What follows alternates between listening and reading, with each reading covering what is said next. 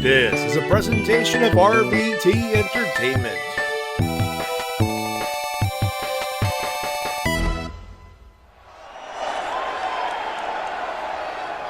Hey, yo. You know, they say all men are created equal, but you look at me and you look at Small Joe, and you can see that statement is not true. Because I'm better than you, and you know it. In the back, there are men and women, seasoned professionals, dudes paid in full, gunning to be the best. We're wrestlers in a wrestling ring. Let's just freaking wrestle. The cream of the crop! Nobody does it better. Hey, hi, hello, ladies and gentlemen, and welcome to the Wrestle-Cast, presented by RVT Entertainment on Panicking, Spotify, YouTube, and wherever else you may find this fine audio recording it live on RVT Entertainment's official Twitch.tv channel. We're talking about professional wrestling, both in the mainstream and the independent scene. My name's Matty J. That is TWK. It's a full moon. I have a cannon monster. Let's do this.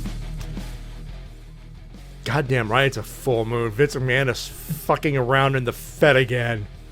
Ladies and gentlemen, Shintigercurl. You thought you could get rid of me? No, I'm never going away. I'll drink you all insane and I'll kill you. I'm like Pennywise, the dancing clown, except instead of eating kids, I'm ruining your wrestling favorites and trying to have sex with my daughter. Yeah, that sounds about right, folks. Now, folks, a lot of people are going with the Office No God Please No button, but I got a new button for this thing, and Shin, if you know Chiseled Anonymous, you probably are aware of urinating free.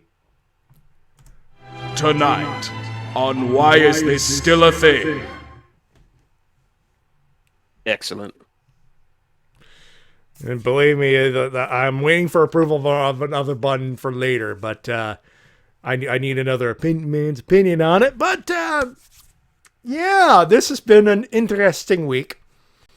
We went from wrestling's good again to oh fuck very quickly. Wrestle Kingdom happened. We'll be discussing that. I have the card on my person, well, not on my person, on my phone as per usual. And then there's Vince. The good news is TW will end the news part of the program with some usual Dynamite and Rampage and Battle of the Belts. So 4 hours of AEW. Very nice. And Enigma Extreme. Suddenly Punk returning doesn't sound so as bad. How crazy does that sound right now? I got some CM Punk news, by the way. Yeah, you do. Yeah, some of that popped up this week, so we'll be discussing that. We have your clip of the week. We got some winners and losers. We got you in the chat. Hello, CJ. A lot of people asked for the Office. Card Junkie, that's CJ, by the way, still needs to finish Wrestle Kingdom 17. You do. The double main event is worth going through. Enigma Extreme, breaking news. Controversial figure set to return to wrestling promotion. Who are you talking about? Who are you talking about? It's a very good question. The answer is, I don't know. But we begin as we do with a clip of the week, and you would think it would be a highlight from Wrestle Kingdom 17. You would be technically correct. The best kind of correct. But it's not from the show itself. This comes courtesy of a very early contender for promo of the year. This was at the Wrestle Kingdom 17 presser. They did a press conference, a pre-show presser, hyping some of the big matches, all the good shit. And then they hyped up what would become the semi-main, the first part of the double main event for the IWGP United States Heavyweight Championship. Kenny is doing his regular Kenny shit talk, the usual. And then Will Ospreay decided to keep it real, and in this particular segment, at that time, keeping it real went very, very right. take a listen is all I'm going to say this.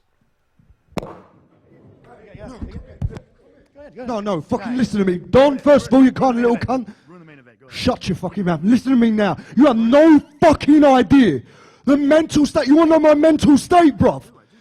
Mental state, you got to sit in your house and then do maximum, 3-hour drive to Florida. That's all you had to do during this. Mate, for me, right, it's a 12-hour flight from England all the way, right? But guess what? That turned into a 15-and-a-half-hour flight. Why? Because there's a fucking war going on in Russia and in Ukraine. And then after that, I was carted around the fucking airport for 4 hours because I had to prove that I was negative for COVID, even though I had a fucking doctor's note saying that I didn't have it. Then that wasn't good enough. Then I had to stay 14 fucking days in a hotel no bigger than a broom cupboard, bruv. 14 days of your own fucking brain. And then you're allowed to go out and go wrestle for everyone in silence without seeing any fucking daylight for 2 weeks. The shows would fucking end at 9 p.m. Restaurants would close at 8, so you were starving off your fucking roster, but we kept fucking going. Listen to me, I don't understand, and I don't know why anyone would want to watch clap crowd wrestling. I don't know anyone that wants to watch that, but people fucking turned up. So for that, I had to fight, and for you to fucking sit there and belittle me, you little cunt. How fucking dare you? You have not the slightest idea what I've gone through. My best friend fucking died, and I had to watch his funeral through a fucking iPad, bruv. How dare you sit there and belittle anything that I have fucking done to try and help? I get it, you're a big star, you're a fucking draw for this place. You have brought everyone, all the casual fans and all those Kenny Omega stands back to New Japan. Thank you so much. Because now they're going to watch you go down to me. The guy that's fucking stayed here, the guy that has given his fucking all to this place, mate. I listened to every fucking word that you told me 4 years ago. And I'm telling you now, I'm sorry for what happened to him. And I am sorry I took that away from you. But make no mistake about it. If you find yourself in that same position that he did, there isn't going to be a referee stopping me from caving your fucking head in, bruv. You will not belittle me on the grandest stage that I am on. This is my moment now, so you're either going to pass this torch or I am going to fucking take it from you.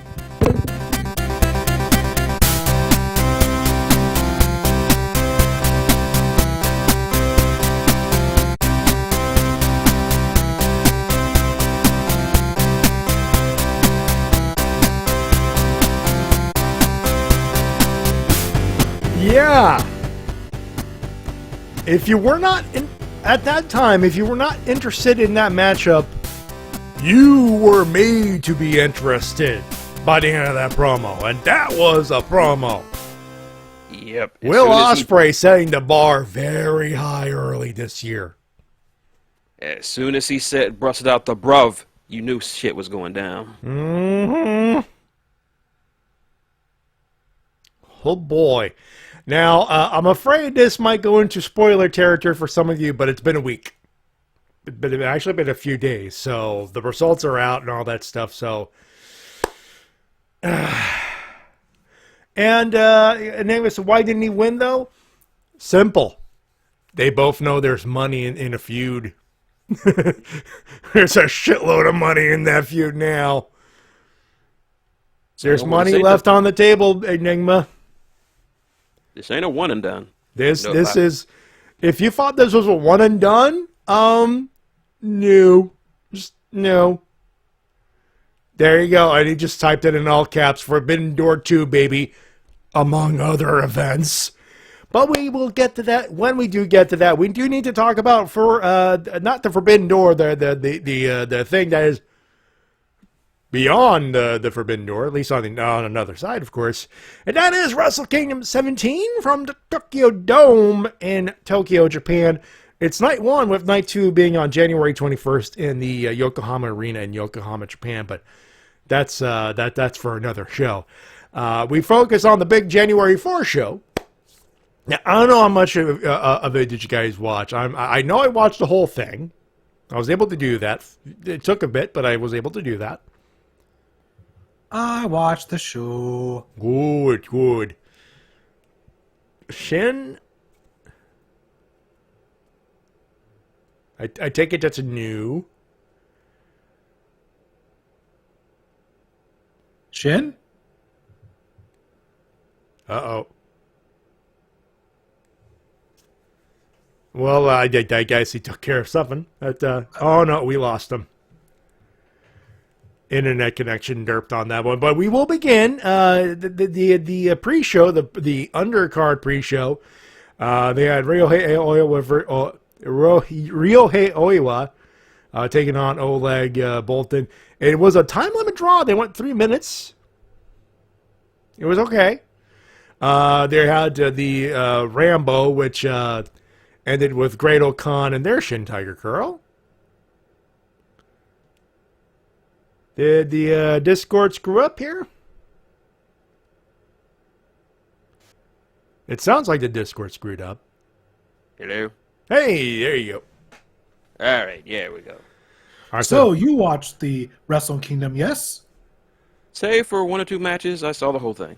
all right, cool. We're good then. We are good enough. The New Japan Rambo is Great Khan, Shingo Takagi, Toriano, and Sho. They won the 4 spots going to the 4-way. It turned out, I believe, Shingo won the 4-way at New Year Dash, I believe. Yep.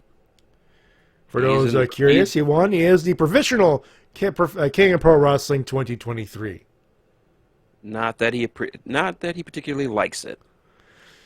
He's got the belt. Belt looks And good. The belt looks okay. As far as say better than a championship, we'll be discussing in a few minutes. I do like the baby blue color. It does look nice. The baby blue look does look nice. Yeah, that was a great. I do enjoy that color. It is a good look. It's a good look. And of course, the Antonio Inoki Memorial 6-man tag. Nagata, Satoshi Kojima, and Makabe, they defeated Tatsumi Fujinami, Minoru Suzuki, and Tiger Mask. And there was a spot where Satoshi Kojima decided to machine gun chop Minoru Suzuki and even went like, I keep going, man, it's still itching. It's just a shame that the ending looked a bit wonky. A little bit, I'm not gonna lie. Mm-hmm. That is an old man doing that bump. Just saying. Not Minoru, but the other guy. Togi Makabe. Yeah. You can tell he hadn't wrestled in a while. Yeah, Maccabee's getting up there. Yeah. Yes. I do like how they've finally licensed his theme song, which, oh no, is an instrumental remix of the Immigrant Song. Actually, it's not even instrumental. It's a cover. I got, like, someone got me the collection of pure wrestler music. It's a full-on cover. I never hear any vocals whenever they play the track for the entrance. But you hear lyrics. Anyway, doesn't matter. It's still a kick-ass song, and it's good that they licensed it, among other theme songs, mind you. We'll get to that in a minute, of course. Mm-hmm. Main card started with Catch 2-2. That's TJP and Francisco Akira. They defeated Leo. That is Leo Rush and Yo in the for a tag team match for the Junior Tag Team Championship, Which set a trend for the entire night. Oh boy, yeah. It was a decent match. It probably would have gone better had Leo not suffered an injury early on. He, blood being the theme in certain matches. Oh, poor Leo. Oh. I thought he just did a bad blade job, but then I remembered this is New Japan. They don't really blade. If they do, they hide it very well. Let's put it this way. Leo had a bad landing, a bad bump, and he bumped on his face there, and ow, fuck. That damn entrance ramp. Mm-hmm. And for this year, they had the entrance ramp, a door just completely decorated with LED lights. It's a beautiful looking stage, by the way. This is as per Wrestle Kingdom New Japan standards. But some things about an LED board, there's a reason why AEW has like a plexiglass thing on top. It's to protect the wrestlers, and I get the feeling they didn't put the plexiglass in there No, it didn't look like it, and we saw a result of that with Leo Rush, unfortunately, which I was wondering, the injury is severe enough to take him out of Bola this year. Yeah, and Bola's in about a month, so yeah, that's a busted nose. Thankfully, though, they replaced him with bounty hunter Brian Keith. Nothing wrong with that. It should be. It is what it is there. And this is where, we wanted to get, Mase wanted to be a part of the show. Mase, who was, you've heard of the Australian come on the show before. He wanted to rant so bad about the next match. Not the result or the matchup itself, but the aftermath. Before we do take care of the aftermath, we have to talk about Kairi defending the IWGP Women's Championship against Tam Nakano. I would say if it was a good match, but I can't because it was too short. 6 fucking minutes. The disrespect, the fucking disrespect. The fucking disrespect shown here. You could feel that if they didn't have Mercedes Moné, they would have had 10 minutes, and that probably would have been enough for this match because they were going fast-paced. And for a fast-paced matchup, you want about 10 minutes. At the very least. I was hoping when these two were announced, I'm like, oh, they're clearly going to give them like 15, 20 minutes because it's Kairi and Tam. Most of the undercard matches went around 10 minutes. This is the shortest one. It's the shortest match of the whole card. It's the shortest one. You would think everyone gets 10 minutes, everyone's going to do some business. This one was 5 minutes, and the business was after. Let's put it this way. I look forward to them having a rematch down the line or seeing better matches in the past in the Stardom promotion.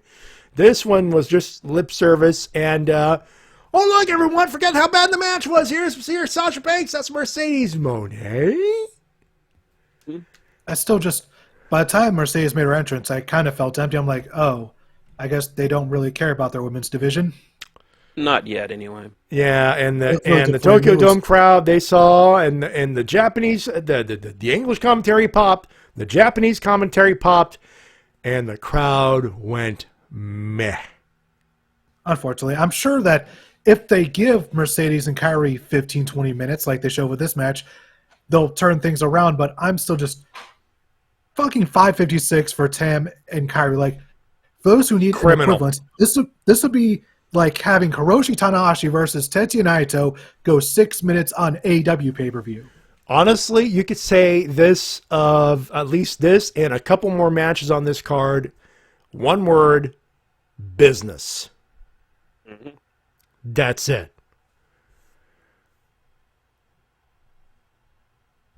And someone's telling me midstream to take care of something. So you guys talk for rant for a couple more minutes. I shall return. Yes, you shall. And like I said, those who need some background here, Kairi is basically the top non-faction affiliate wrestler in Stardom, and Tam Nakano is the head of the Cosmic Angels. And to be a leader of a faction in a Japanese promotion is a really big deal. That means you're one of the top stars. So it just really annoys me that they would treat them this poorly. Like, 556, come on. I can give them a little bit of slack since it's clear New Japan just doesn't know how to handle their women yet. All you have to do is handle it the same as the men. Just give them time and let them just give it socks out there. And back. Go ahead. And you can tell these women wanted to do their damnedest, but time constraints just absolutely screwed them. Yeah. You know the worst part is? It's business, and you're introducing Sasha Banks, and she looks completely fucking different from her Fed time. $2 says, okay, you can do whatever, but don't fucking change your hair until after we debut you. So at the very least, we could recognize you as a big deal. But no, now it's throwing, like for me, it was giving me flashbacks of when Okada came out after Tanahashi, after I think Wrestle Kingdom 7 or 8. And the crowd went wild. So just after his TNA run, and he just looked like a baggy blonde motherfucker. I don't like early Okada. Yeah, early Okada. But I will give it up to Mercedes' hair, if that's what she was going for. She was very reminiscent of a blue ringed octopus. She's just going for some flames. Yeah, that's the vibe I'm getting from that as well. Like she had an Extreme, she had a Bam Bam Bigelow's hair. I could see that as well. Like she was burning the blue hair that she had in the late stages of her Fed run. It's as if like she was burning the blue out of her hair, but it's like I did no. That was message was understood, but when you turn into a meme, that's not good. I didn't see her turn into a meme. That's news to me. Me either. There was a lot of shit talk on. Well, I'm sorry. Oh well, let them hate. Yeah. Anyway. But the moment itself was just very big for her anyway. I'll say this. Crowd went mid. She didn't care. She was like, oh my God, I'm at the Tokyo Dome. Holy shit. The botch is another thing entirely. That's partly Kairi's fault. She didn't know where to go on that one. Yeah. They'll have better moments here in February when they do the thing in San Jose. So it is what it is. But she was grinning ear to ear. She was happy in her head place. She did tell Stone Cold that, her plans were never really to go to WWE. It was to go to Japan and Mexico. It's just that WWE got to her first. Basically. Yeah. There's a photo of on Instagram the former Naomi or current Naomi shared. They were at Ribera's steakhouse and they got their jackets. Very nice. Also saw a backstage picture with Trinity, Bailey, and FTR. Yeah, FTR, yep, and Mercedes. All of them back together again. So many smiles. Mm-hmm. So many smiles. And speaking of FTR, well, this next match, I called it right down to who pinned who. Literally, this was literally actually before we do anything else, I believe we have someone who just joined our chat room here. Hello, sir. Good evening, good afternoon, good night. Hello. Oh, now you decided to join us, Mr. Mase. This is what happens when you go to sleep really late and then wake up really late and go, oh crap, I missed the start of a show. You know what? We were just finishing our collective rants on the Mercedes Moné situation. If you want to jump in on that, go right ahead. Oh yes. Warm you up right there, bud. Yeah, with that one, I don't think the Japanese crowd is one of the ones that she should have debuted in front of, to be honest. No. Because they don't do the same things that more Western crowds do. They don't sort of chant, cheer, rant, rave. They sit very politely and they clap at something good. And they were politely clapping. I will say though, they do usually get rowdy as the matches go on. It's just that during recent circumstances, they've been limited to clapping. However, there was plenty of cheering on this evening. I will say this, they were allowed to cheer again for Wrestle Kingdom. They were legally allowed to do so. So this is not a bad crowd situation. This is literally a crowd went mute. Yeah, unfortunately, again, Japanese crowds do sort of contain themselves within a bubble. They do know of WWE, they know of people in WWE, but it's not as popular as it is elsewhere. So to have her come in and go, hey, I'm here, especially speaking in English, oh my God. She could have learned some Japanese for this promo, seriously. It's one of those, I shared this in the private call. Booker T said she would have probably gone a little bit over if she spoke Japanese. And normally we dunk on Booker T, but I couldn't. I'm like, it's a valid suggestion, though. The thing is, though, we've seen wrestlers cut exclusively English promos and still get over. It's just, I think with Mercedes, she needs to learn that there is still a different cadence when speaking English in Japan. Because she's still using that WWE cadence, which I'm sure she'll eventually get rid of, because we saw the same thing with Saraya after she left. Same thing with Saraya, same thing with Cody.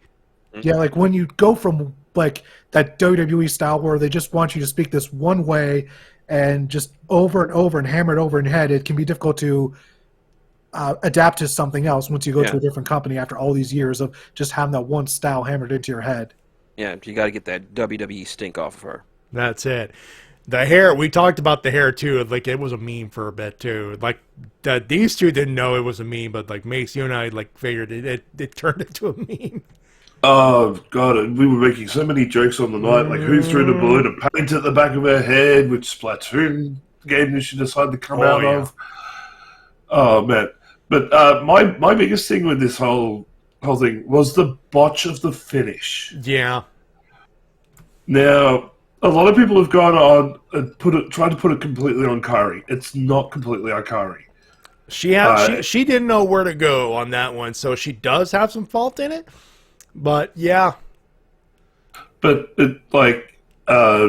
just quick background, just in case people don't understand who I am. My name's Carl. This is Carl. The Mase thing. We've had you on before, but yeah. Yeah. I've been involved with the wrestling business for over 20 years. I was an in-ring performer. I've been a referee. I've done backstage. I've done production. You name it. If there's a position in wrestling to do, I've done it. The one thing that I noticed with the move that she did on the night versus what she was doing in practice was the way wrestlers work. Now, a lot of places will tell you work exclusively to your left-hand side. So if you're throwing a clothesline, you're throwing it with your left arm. If you're doing a DDT, you hook the head underneath the left arm. The way her move is meant to work is meant to be spin out into a DDT. The only way that works is if she spins out to her right-hand side into the DDT. If you look on the night, she spun to the left, which caused Kairi to go straight, I'm going to go straight into a DDT, tried to save the move, and ends up dropping too early. I got you. Yeah, so that's just something of miscommunication at the time. Like a move like that, you really do need to practice before the show. And I have a feeling that Mercedes might not have had that chance because Kairi would have been practicing spots for the actual match itself. Yeah, this is probably like they kept it surprised until the very to the very end to make sure no one knew she was at the Tokyo Dome kind of situation. Like I said, they'll probably do better business in San Jose. I bet on they probably would have better a situation there, but. Yeah. Yeah. Look, the overall thing, I personally think it was the wrong crowd. Like, New Japan, it's a great play, great company, great bunch of wrestlers. Wrestle Kingdom, one of the top shows of any year, regardless of who's in the main event. Sometimes the semi-main event just steals the show, as we all know. Of course. But yeah, this wasn't her best choice for a debut as Mercedes Moné. We brought up comparisons to early Okada when he debuted in Wrestle Kingdom right after the the heavyweight title match, and it was given vibes of that as well. Yeah, she needed to debut this gimmick in front of a more Western sports entertainment crowd, whereas New Japan, when we say wrestling, New Japan is old school style wrestling. Yeah. To come out with something big, flashy, and something like that in front of a crowd in Japan, all you're going to get is a mild clap at best, especially for a Westerner. Mm-hmm. So if she had taken this to like AEW, she would have the vibe would be completely different. Yeah. Like she would have gone over majorly. Everybody, like all the Western people. There would have been enough that even the New Japan crowd. Okay, we get to see Sasha Banks. Cool. Yeah, they get introduced to it via another medium. She was thrown out there cold. Very much so. Yeah. And again, it's like I don't want to make this like an East versus West thing. No. It's apples and oranges anyway. But if you have a look at Twitter on the night, the Western side of Twitter, like people who watch AEW, WWE, stuff like that, they popped. Oh, they popped. Yeah, they love the gimmick and everything else. We had somebody who was in Japan who was looking at Japanese Twitter at the time. Oh, they hated her. She was bringing the show down. She was destroying things. Why the hell is she here? She's not worth doing it. Okay. The comments that were coming out of Japanese Twitter, they were savaging her. There was like no pop, no nothing for her. It was like, oh god, another foreigner. Get rid of her. That's not good, folks. That's close to go away heat. And here's the thing: when it comes to Japanese fandom, it's not just against Westerners. I've noticed that the New Japan fandom are very defensive of just their own. Like when Kenta came in, the Japanese fandom were vicious against him as well, which is why they had to turn him heel because they decided like, oh, what are they doing bringing this Noah guy in? Bringing him to Bullet Club was the move to make because it's like the one faction where you could bring in a gaijin and he's instant heel and eventually they'll warm up to him. Yeah, so hopefully they'll do the same with Mercedes. Once she gets wrestling and she actually gets a chance to show off her skills in the ring, then she'll start to get over. But she's really going to have a hard time proving herself to begin with. Yeah, long story short, her debuting with New Japan and Stardom indirectly in a sense, and then among her first opponents being Kairi. Smart move. It's good booking to start. But then they botch it out the gate too because they're making the first match at Battle in the Valley as well, which is in San Jose. San Jose. So you're going to be in front of a Western crowd instead of an actual Japanese crowd, which is going to be which could backfire even more on her if she starts wrestling in Japan, because they'll start going, oh well, obviously they didn't think much of us in order to put her on a Japanese show in front of the proper crowd. This is going to be one of those wait-and-see kind of situations, but yeah, this could turn very, very pretty or very, very ugly. And at this point, only time can tell on that one. Yeah. She wants that pop, she's got to earn it with the Japanese crowd. If there's anyone that wants to work for it, though, Sasha, I think Sasha is one of those, like, she'll work for it. She don't mind working for it. She'll bust her ass for that. Heel or face. She cares too much not to work her ass off for it. Now, we were about to jump in on FTR's final downfall, at least in the championship thing. Bishamon, that's Hiroki Goto, and yes, Yoshihashi, defeating FTR for the IWGP Tag Team Championship. And TW, you're about this. You called it. I called it down to who pinned who. And who pinned who? Yoshihashi pinned Dax the Axe Harwood. If you'll excuse me, I'm going to go to Japan with my ball ping hammer. Don't ask me why. Oh, come on, can't you show a little respect to Yoshihashi? I can show him a tiny bit more respect than I can show Dookie. Oh, come on, even Minoru Suzuki likes Doki. Minoru Suzuki was drunk when he let Dookie in. To be fair, he probably was. Yep. He was drinking vodka. He was suffering buyer's remorse from after watching him in the Best of the Super Juniors. Listen, just because he went winless in his first tournament. Yeah, he's supposed to be this big deal, and then he goes winless in a tournament. Like, that's why he is Dookie. He is literal crap to me. Nevertheless, this... Wait. So would it be fair, and this is for you football fans, would it be fair to compare Dookie with Russell Wilson? Suzuki-gun, let's ride. Nevertheless, I thought this tag team match was fundamentally sound, but this is... I should put it. I'll give you some context. Before he came in, I said there's a few matches in the undercard that just one word, business. This is the other one where it's 10 minutes and it felt like business. Like FTR just had to take care of business. There was still a story being told, but at the end of the day, this was business. All right, we're leaving the business. We're splitting up after 2023. So no more tag belts. Yeah, I thought this match was fundamentally sound, but nothing too spectacular compared to what we've seen from FTR in the past. Yeah. Like, compared to all their work they did last year, this one just felt subpar. I mean, compared to the 2022 bouts we've seen. Yeah. Not saying it's horrible, just subpar. It was solid, but that's about all I can say about it personally. I mean, I don't have any complaints about it, but at the same time, there was nothing about it that really just made me go, oh my god, everyone needs to stop what they're doing and watch this. Well, with a card that had so many tag matches, 6-man tags and stuff like that, it is easy to lose some matches in the hustle and bustle of it all.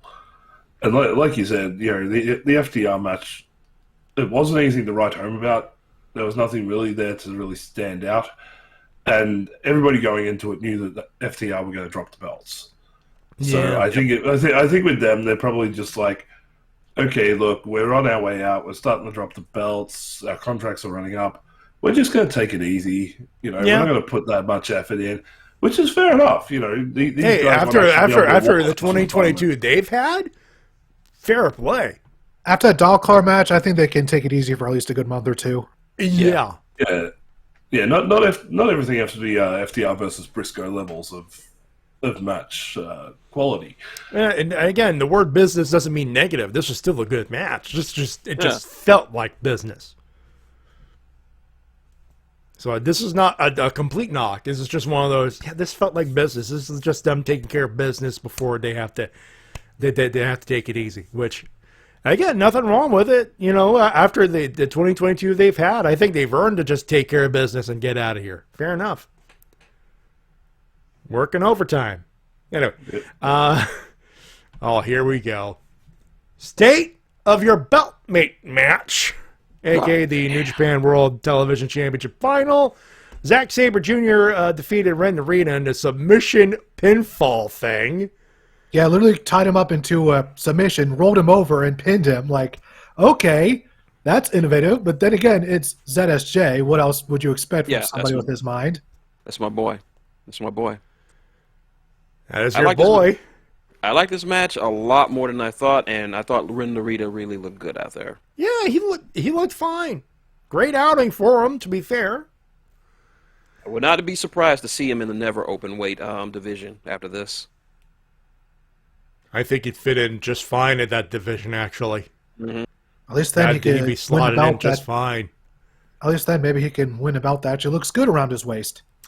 Yeah, I'm not going to show that on stream, folks. I don't have it ready, and you do not need to be subjected to that. Actually, you actually got shots of the full belt.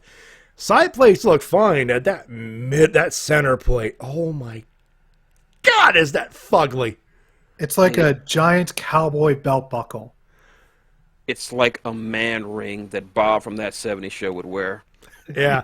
And by the way, I did not misspeak, folks. I said fugly as in funny and ugly, and you guys are riffing about it. That's why it's fugly, because it's ugly as fuck, but we can make fun of it. And these guys already stole my jokes, so god damn it. The best news about this match happened afterwards when ZSJ was inducted into TMDK. Was not expecting that. Me neither, but the TMDK, the Mighty Don't Kneel, and ZSJ in a trio. Well, it's more than a trio. There's like 5 members currently, I think. So they have a faction going here. They got a little faction going. I know they brought in a young line at New Year's Dash. So they did, yeah. Yeah. Yeah, that's my boys. Yeah, let's see who's who. Nah, we ain't shitting on them. That's a good call. So currently in the group we got, of course, Mikey and Shane, and now it's ZSJ. We also have Bad Dude Tito and Kosei Fujita. Mm-hmm. So they got their young guy figured out. The core 3 are there. One of them's going to stretch you. The other 2 will out wrestle you in the tag team fashion. Nothing wrong with that, I say. No, nothing wrong with that. I will say though that the young line that got brought up. Wow, what a way to skip the traditional graduation. I think it's to establish that TMDK are heels, and you know what? Zach was happy just to get himself a young boy, and according to him, fuck John Moxley. So yeah. John Moxley is the only one who got a young boy. Could you imagine the business they could do with Shooter, the Shota Umino, but Shooter, we call him Shooter, and Mox fighting that young boy in ZSJ in 2023. Copying my style, huh? Zach, man. It could happen. Copying my style, huh, Zach? I had my young boy first, and he loves me more than your young boy loves you. And then he pulls out a family portrait of himself, Renee, their daughter, and Shooter in the background. Nah. Hey, actually, speaking of him, there is a matchup later, but we got to take care of the third business match, and this one actually is a little bit of business. Tama Tonga defeated Carl Anderson for the Never Openweight Championship. This was the WWE Carl Anderson, but they gave him the song and everything. 9:35, Tama's the new champ. This was business, but these guys handled business. I thought the match itself was fine. I liked the brawling to start. However, it's just a shame that the finish was botched, unfortunately. Yeah. Thomas seemed to go for a gun stun one way and Carl went the other. Looked a little bit sussy. Yeah. Just kind of a shame because I felt like the match was really going into third gear at this point. Then just, it felt so bad for him. Felt so bad for them. And like it just felt like business. Or anybody else cared about it either. Sorry. What's that, Mase? I don't think anybody else really cared about this match. Like the crowd was pretty much dead. They weren't happy about the whole Carl Anderson situation. So. This was literally business. The match. This was literally, hey, he signed, he got the belt. This is literally being as professional as possible about it, and then moving on. Yep. This was. If we're not giving you a break tonight, but here's the match that you can use as a break. Yeah, pretty much. The optional break match. If you want to watch wrestling, it's there. But if you want to take a piss break or a popcorn run, go right ahead. It was that kind of match. Kind of a shame because Tom was one of my favorites in New Japan. He will have better matches. We all know this. He's had better matches. He will have better matches with that belt. And then we get to the fun stuff. The last four matches is where we get to some fun stuff. Keiji Muto, the great Muto, he wrestled Shinsuke on January 1st. Fun match there. Hiroshi Tanahashi and Shota Umino, Shooter, taking on LIJ, Los Ingobernables de Japón. That's Naito, Sanada, and Bushi. This was Muto's last New Japan match. And I believe that Chris Charlton brought up that this is the first Wrestle Kingdom to have Tanahashi in a non-singles match. Yep. Which, that's some history right there, actually. And also, I think this is the first time since their Genius versus Genius match that Muto, that KG and Naito shared a ring together at a Wrestle Kingdom. That is true. That might very well be true. We should also add Sanada was trained by Muta. Yep, and at one point even took on the role of the Great Sanada. Yep. So just a lot of history in this match, and to the surprise of, I'm sure, nobody, Bushi took the losing fall to my surprise, Shooter. Using the Death Rider. Building up a nice little feud between Bushi and Umino there. No, they're actually doing it. They're actually doing Shooter versus Naito. Oh, that's right. Yeah, fair. Which I approve of. That could definitely be a nice little... I believe the next big show is Wrestling Dontaku. Unless it's Sakura Genesis? Whichever one of those comes It's a big first. spring show. I know that. Yeah, I think that could be a match for that. Or either that or maybe one of the tournament matches for the New Japan Cup. We got some solid options there. Yes, sir.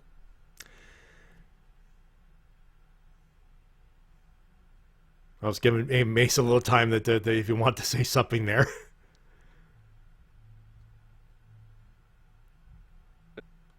The Mase abides, I suppose. Yeah, fair enough.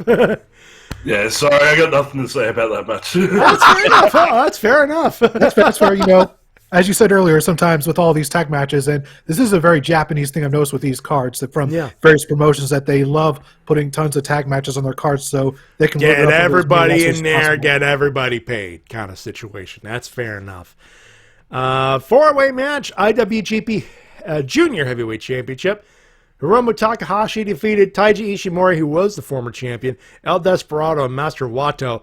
They went 16-43, and the pace picked up big time. I love this story being told here because Taiji Ishimori has only had one title defense, and since then has been ducking every other challenger since then, and so now he has to face all 3 challengers. He's ducking everybody, so New Japan and IWGP went, no, fuck it. All 4 of them. Good luck, fucker. And throughout this match, Taiji Ishimori was using methods so lazy, Orange Cassidy was blushing in order to do as little as possible. And in the end, the 2 people in the ring with the decision was Hiromu Takahashi defeating El Desperado. However, I will give props to Master Wato for showing a lot of improvement over the past 2 years. Yeah, I mean, the last time I watched him was like for 2020 or 2020 before the pandemic.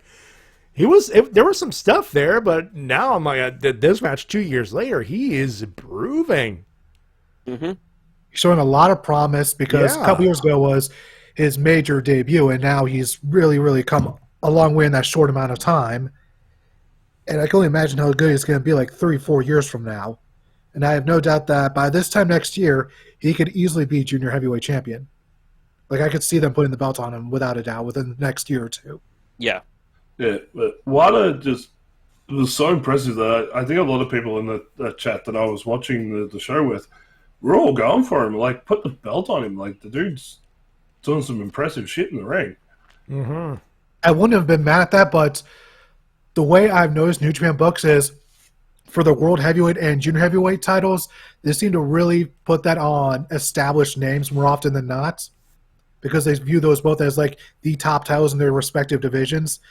So if I see, before becoming Junior Heavyweight Champion, I can easily see him becoming like Junior Heavyweight Tag or maybe never open weight before going full on Junior Heavyweight title runs.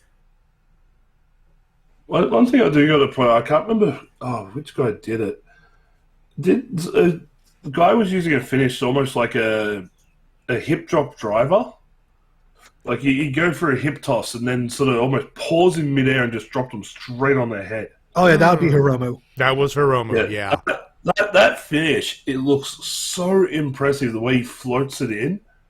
Like, that is probably one of the most impressive finishes out of something so simple that I've seen in years. Simple in the way it's simple, dangerous, effective, and safe. That sounds like Hiromu right there. Yep. That and just Hiromu's sounds like becoming such an established name in the Junior Heavyweight division that they've, for the past couple years, flirted with actually putting him up in the Heavyweight division recently. So I wouldn't be surprised if within the next 2 to 3 years they actually move him up. I would say I think that the tradition in the last few years, if you wanted to be a lightweight moving up into the heavyweights, a good solid never open weight feud would be the graduation in a sense. I think that's what happened with Will Ospreay. He went after the never open weight title for a little bit before he moved up full heavyweight. So I guess we'll see what they do with Hiromu in the coming years then. Because they have sort of flirted with him going against heavyweights a couple years ago. Mm-hmm. He's had that one match against Naito and Okada in those anniversary shows, so we'll see. Although I might be wrong, my history of New Japan is not as good as it would be with the Fed, and then again with the Fed, the last 5 years is murky. Oh, we'll get the Vinny, folks. Don't get me wrong. Junior's gonna get roasted. But we got to take care of the double main event, the first part. Omega, Ospreay, and no, it's not a one and done. I'm calling it Omega Ospreay 1. IWGP US Heavyweight Championship with 34-38, and Kenny Omega won the thing. And he entered with the greatest song in video game history, One Winged Angel by Nobuo Uematsu. The Sephiroth thing. With the ring gear and the Tron working in the one wing. Oh my god, the entrance alone, folks. It's up on YouTube through official sources. Go watch it. If you have not seen it, at least watch the entrances. And the thing I love is the fact that New Japan fully licensed this entrance, because usually what they do with these licensed songs is they play it for the arena and silence it for everyone at home, but no, they license the full song. And I'll they actually license do that for everybody's songs tonight. Yeah, the whole Wrestle Kingdom presentation was nothing but like the actual songs. At no point did they switch it out on any of the streams. It was absolutely brilliant. It was beautiful to listen to the whole show unaltered. Yeah, because usually even live, like if they play a licensed song live but they don't have the rights to it, they usually just mute all the audio. They either mute it or play something over it. Like Togi Makabe's entrance is like the example, because he would come into a cover of Immigrant Song, but it's not licensed for international stuff, so they'll either mute it or just put a song over so commentary could go to get over it. I would probably say Bushiroad, who practically owns New Japan at this point. I think they had a good year last year, so they probably went out and spent some more money on getting the licenses and fixing stuff like that up. Because that was one of the biggest problems that they had when they put out surveys for New Japan World, which their streaming service. And I did fill out one of those services a long time ago before I unsubscribed back in 2020. And that was like the first thing, is that there's a lot. Why the muting? Like, even if you just dubbed the music over it, it gave you it kept the commentary intact, and you want to hear some of that context.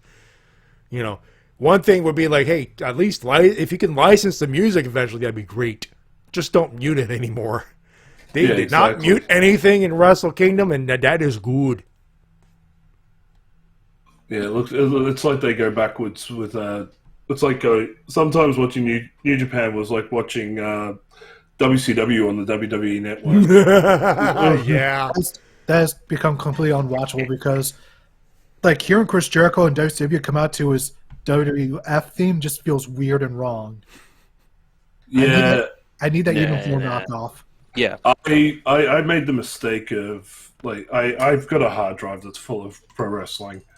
I had the entire WCW run of shows like Nitros, Thunders, pay-per-views in chronological order from the original broadcast versions, and then I thought, oh yeah, Enigma Extreme with the perfect comparison. No, it's like ECW on the WWE network. The fuck is New Jack's theme there? At least for that, I can defend it because that actually his dub theme actually sounds pretty banging. Not gonna lie. Yeah, like I've got the ECW stuff on the same hard drive. I've made sure to keep those as the original broadcast versions. The WCW ones I updated to the WWE rips, and I'm like, oh my god, I need to go and find the originals again. You get higher video and audio quality, but in return, you lose the theme songs. And the only original ECW rip I have is somewhere around my house. I have Barely Legal 97, which is on a DVD that I bought in an indie show, but it's basically a VHS rip. Yeah, I've got a lot of that as well. I downloaded. It was Heatwave '98, and it was Great from show. my paper, which is the unedited, like it was pay-per-view rip, essentially VHS pay-per-view rip. All songs intact. Gotta love the closest those. I have. Anyway, this match slapped. Also, Ospreay came back to his. He had the United Empire for a while, that song for a while, the heel theme. To match the grandioseness, he came to Elevated. Yep. Right, lives and breathes. I popped. As it said on his Tron, the return of the assassin. So it was essentially, Kingdom Hearts or Final Fantasy versus Assassin's Creed in one match. Hell yeah! By the way, props to the person who took a screen cap of it saying "Return of the Ass" and sent it to Austin Gunn. That would be brilliant. And someone responded to that by saying, "Only to the rhythm of Return of the Mac." Oh my god, yes! Return of the ass. Once again, return of the ass. Hold on. Once again. Return of the ass. And you know that is back. Someone clip this shit and send that to someone who can actually make covers and parodies. That needs to be done and sent to the ass boys. Pronto. They'll never get over in AEW. We will refuse to do it. So yeah, these two went to war, and especially with Kenny Omega on Will Ospreay's face. Oh my God! There was a bump, apron bump under the apron, and blood. Yeah, Kenny. No, he rolled out a. Kenny did a DDT onto the exposed turnbuckle. Yeah. Of the ring, and Ospreay rolled out and then bladed. But oh Jesus! Good call the blade though, because it looked like it should have cut you up. One person who did get hurt hard way was Kenny Omega, who currently has a black eye. He got a shiner. That mouse. Oh, if you want to talk about things that got destroyed and injured, geez, that table got a fair work in, didn't it? Table. Stop! He's already dead. Hole through it. Meme Omega with the face. Here's Kenny. And then later on, he puts it up on the guard railing and just smashes Ospreay's face into it. Yeah, that's like, dude, don't kill him. We don't need live murder on Japanese television. Yeah, at least not yet. This is just the first match. The crazy part, but guys, and we could talk about it for half an hour if we wanted to, but watch this match. First off, it got 6.25 stars out of Meltzer, and then someone on Twitter went, "They held back." Wait, what? They held back? Of course they held back. No. There's a sequel match happening. There needs to be a rematch. The one thing I took away... Go ahead, Mase. Sorry. I do apologize for cutting people off. And It's the delay. Don't worry about it. It's been a while since I've had to do a podcast. One thing I will say, like, all the shoot stuff that you had from backstage, like anybody who watched the interviews the night before Wrestle Kingdom, where you had Ospreay getting in Omega's face, and we played the promo from the presser as the clip of the week. Yeah, like that's all legit shoot. Mm-hmm. But the thing is, both of these guys know business first, personal later. They would have said to each other before this, all this hate and hostility that we have against each other, take it out to that ring, and we leave it in the ring. At the end of this, we walk backstage, we shake hands, we go our separate ways. And they did exactly that. Like, you could tell these guys were laying boot leather into each other the entire match. And they left all that animosity in the ring by the end of it. Yeah, and that's how good of a match this was. And the one thing I love is just how Kenny paces his matches in New Japan, because just the way he moves, he just has this deliberate way he delivers his strikes in New Japan versus even in AEW. It's just very strange to see the differences between the two, because it's been so long since we've seen this New Japan Kenny Omega. Oh, you get two different versions of Omega. You got the AEW Omega, and then you've got New Japan, which is on a whole different level. One of the memes that got posted on Twitter, it was basically Omega from AEW, and it had a picture of Goku from GT. Oh, God. Versus New Japan Kenny Omega, and it had Goku Ultra Instinct. No. Yeah. That's I a fair wouldn't put comparison. AEW into GT territory. Come on. Yeah. Make it Z, at least Z, not GT. But yeah, it was like that. There's like completely different levels, almost two completely different characters when you get Kenny Omega, depending on where he's wrestling at. Yeah, because like when Kenny Omega is wrestling in New Japan, he literally is like this anime villain who doesn't just want to defeat you; he wants to murder any proof of your existence. Mm-hmm. Well, he takes that, like, he gets called the best bout machine in Japan, and he takes that label very seriously. Like, he realizes that he has set the bar so high at so many Wrestle Kingdoms that he has to keep performing at that high level. He needs to match that level at the very least to be competent. Oh, he did. He definitely did that.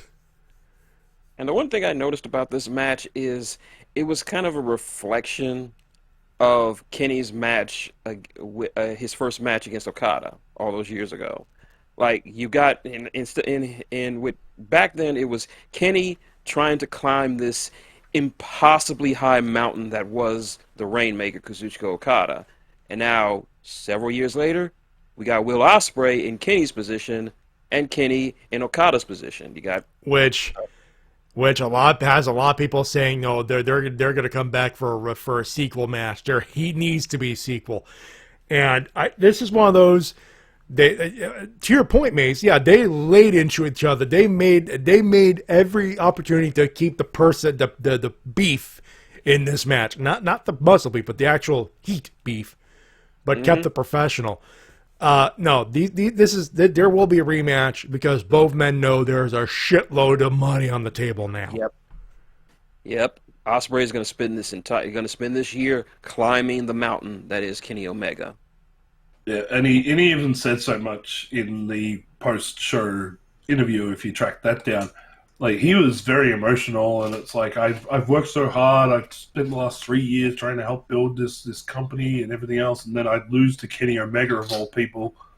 You know, I give myself 1 year to get back to the top, or maybe I have to start looking elsewhere. Yeah. Like, I can see G1 Climax, Ospreay. We'll take that out. Somehow Kenny Omega will wrestle Okada again, and he'll either have both belts, or he'll just have the IWGP Heavyweight. And next year at Wrestle Kingdom, it'll be Ospreay versus Omega 2 for the IWGP belt, with probably Ospreay going over. I would honestly be very surprised if they give Omega the IWGP World Title. There is a collaboration going, and you know what? The success of Forbidden Door 1, despite the curses, look, there's two companies out there knowing Vince McMahon is back, and they want to prove that hey, we still are the AEW's the A show in America, and or at least a show, that a top show, and then New Japan just wants to shove it up Vince McMahon's ass again. So there's going to be collaboration in there. Speaking of Okada. Kazuchika Okada I just want to make one more note is the fact that the finish of the match with Kenny Omega using the Kamigoye. Oh, yeah. Yep. Absolutely brilliant little touch that was Kenny Omega's. He loves putting like these little story flourishes in his matches. Mm-hmm. Just adds that little bit of personality to it. Yeah. And again, if there's more proof that, there will be a rematch down the line, we just don't know when. There it is right there. Mm-hmm. Now, on to Okada versus Jay White. Okada is the new IWGP Heavyweight Champion of the world. Defeated Jay White 33-03. Those two poor bastards had to follow Ospreay Omega, but they put socks on and they wrestled. I would say this is a very prototypical New Japan main event style match, but still a very excellently executed one. Yeah. You say prototypical like it's a bad thing.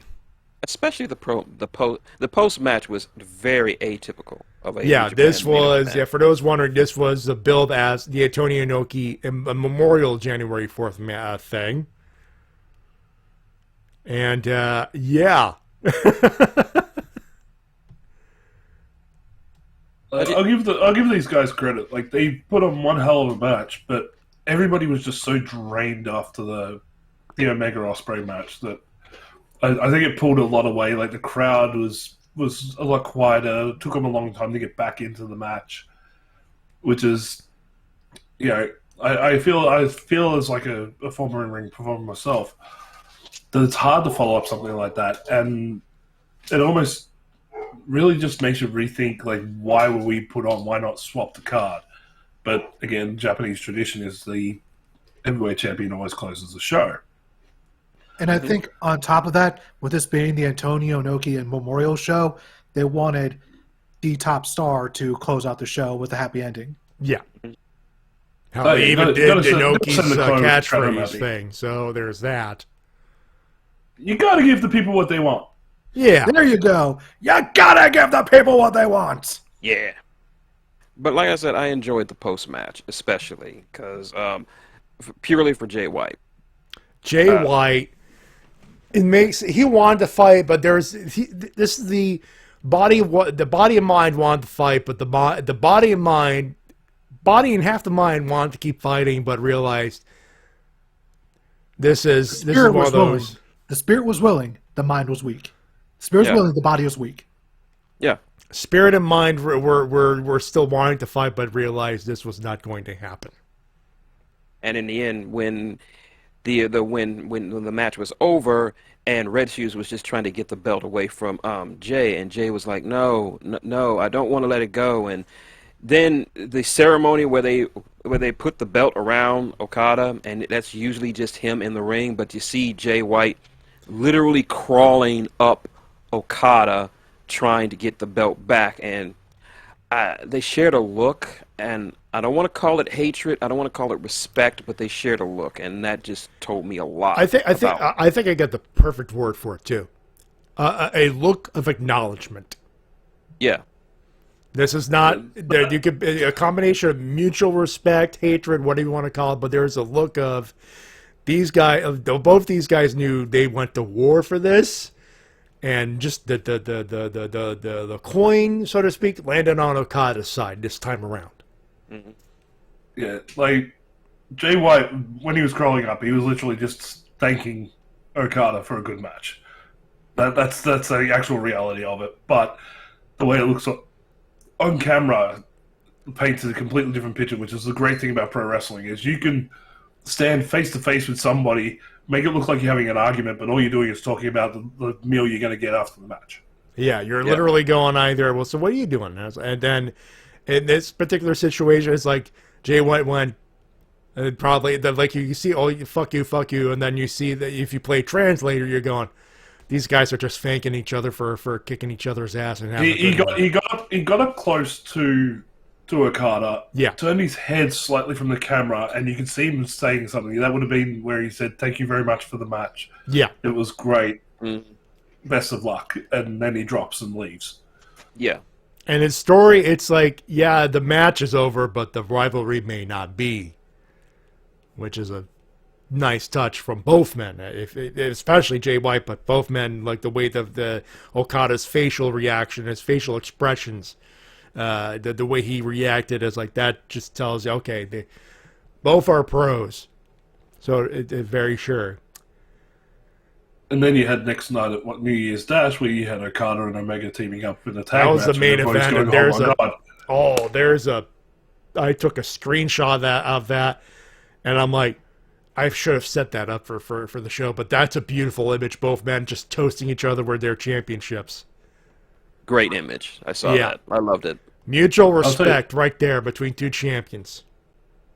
Much respect for Omega and Ospreay for showing up the next night and wrestling again after the war they put themselves through, because like I saw Ospreay come out for the match. I'm like, dude, you look like you're half dead still. Go home and rest.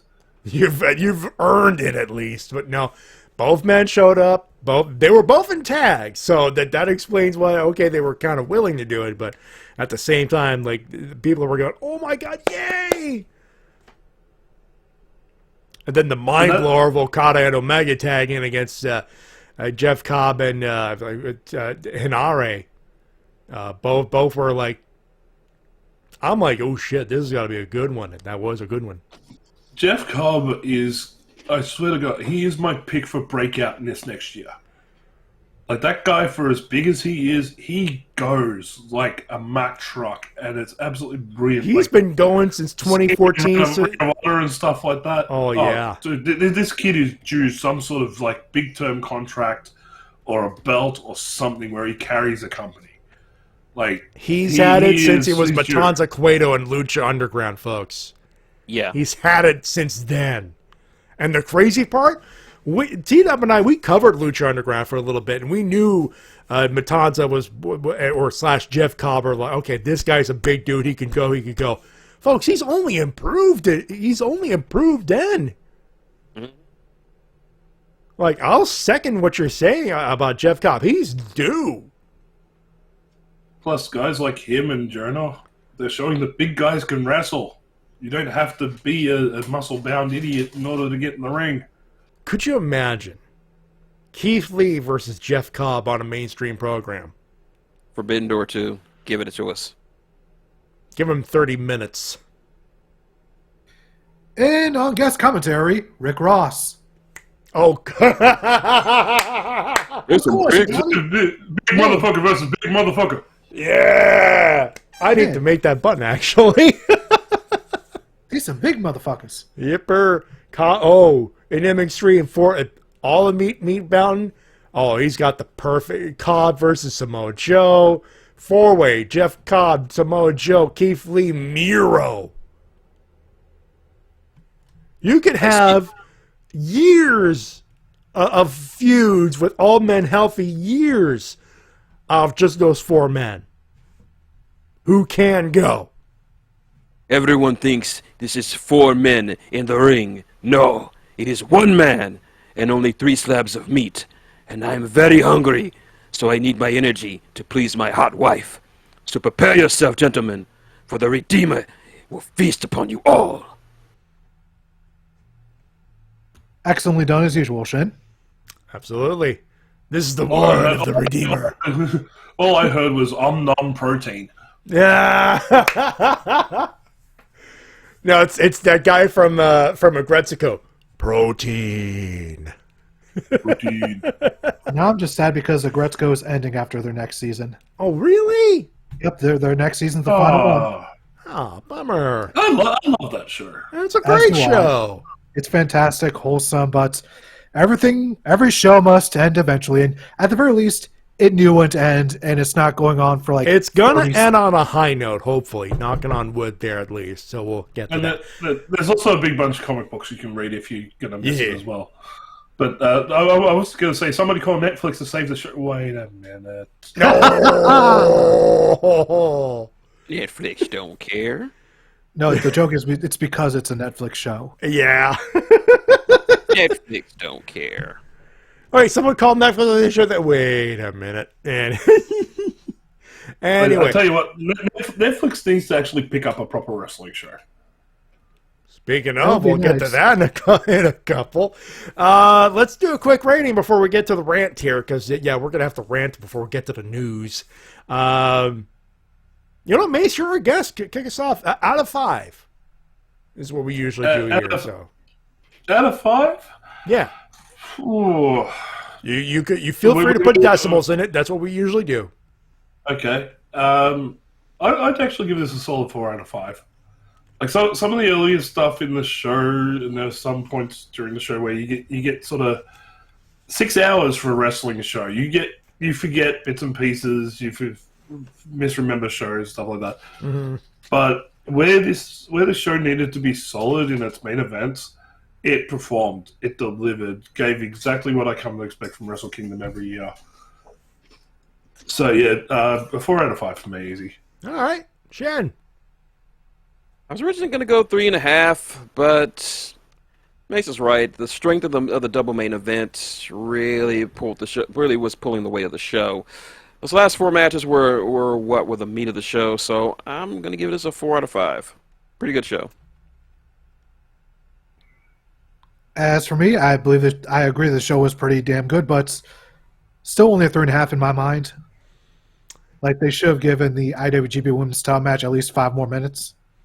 Yeah, I get the feeling if they didn't have Monet, they would have given the full 10, but if they didn't want to give Sasha Banks that full entrance, so there's even with that, they still could have had time to give them at least 5-6 more minutes. This was, and for me, a lot of business matches. Obviously, Kyrie and Tom Nakano was one of those. It shouldn't have been, but considering all the other matches, a lot of business, a lot of mid matches, but mid for New Japan standards is still usually pretty good. There is a dud in there. I'm not going to penalize the shortness of the women's title match. This is Japan. There's still some misogyny here and there.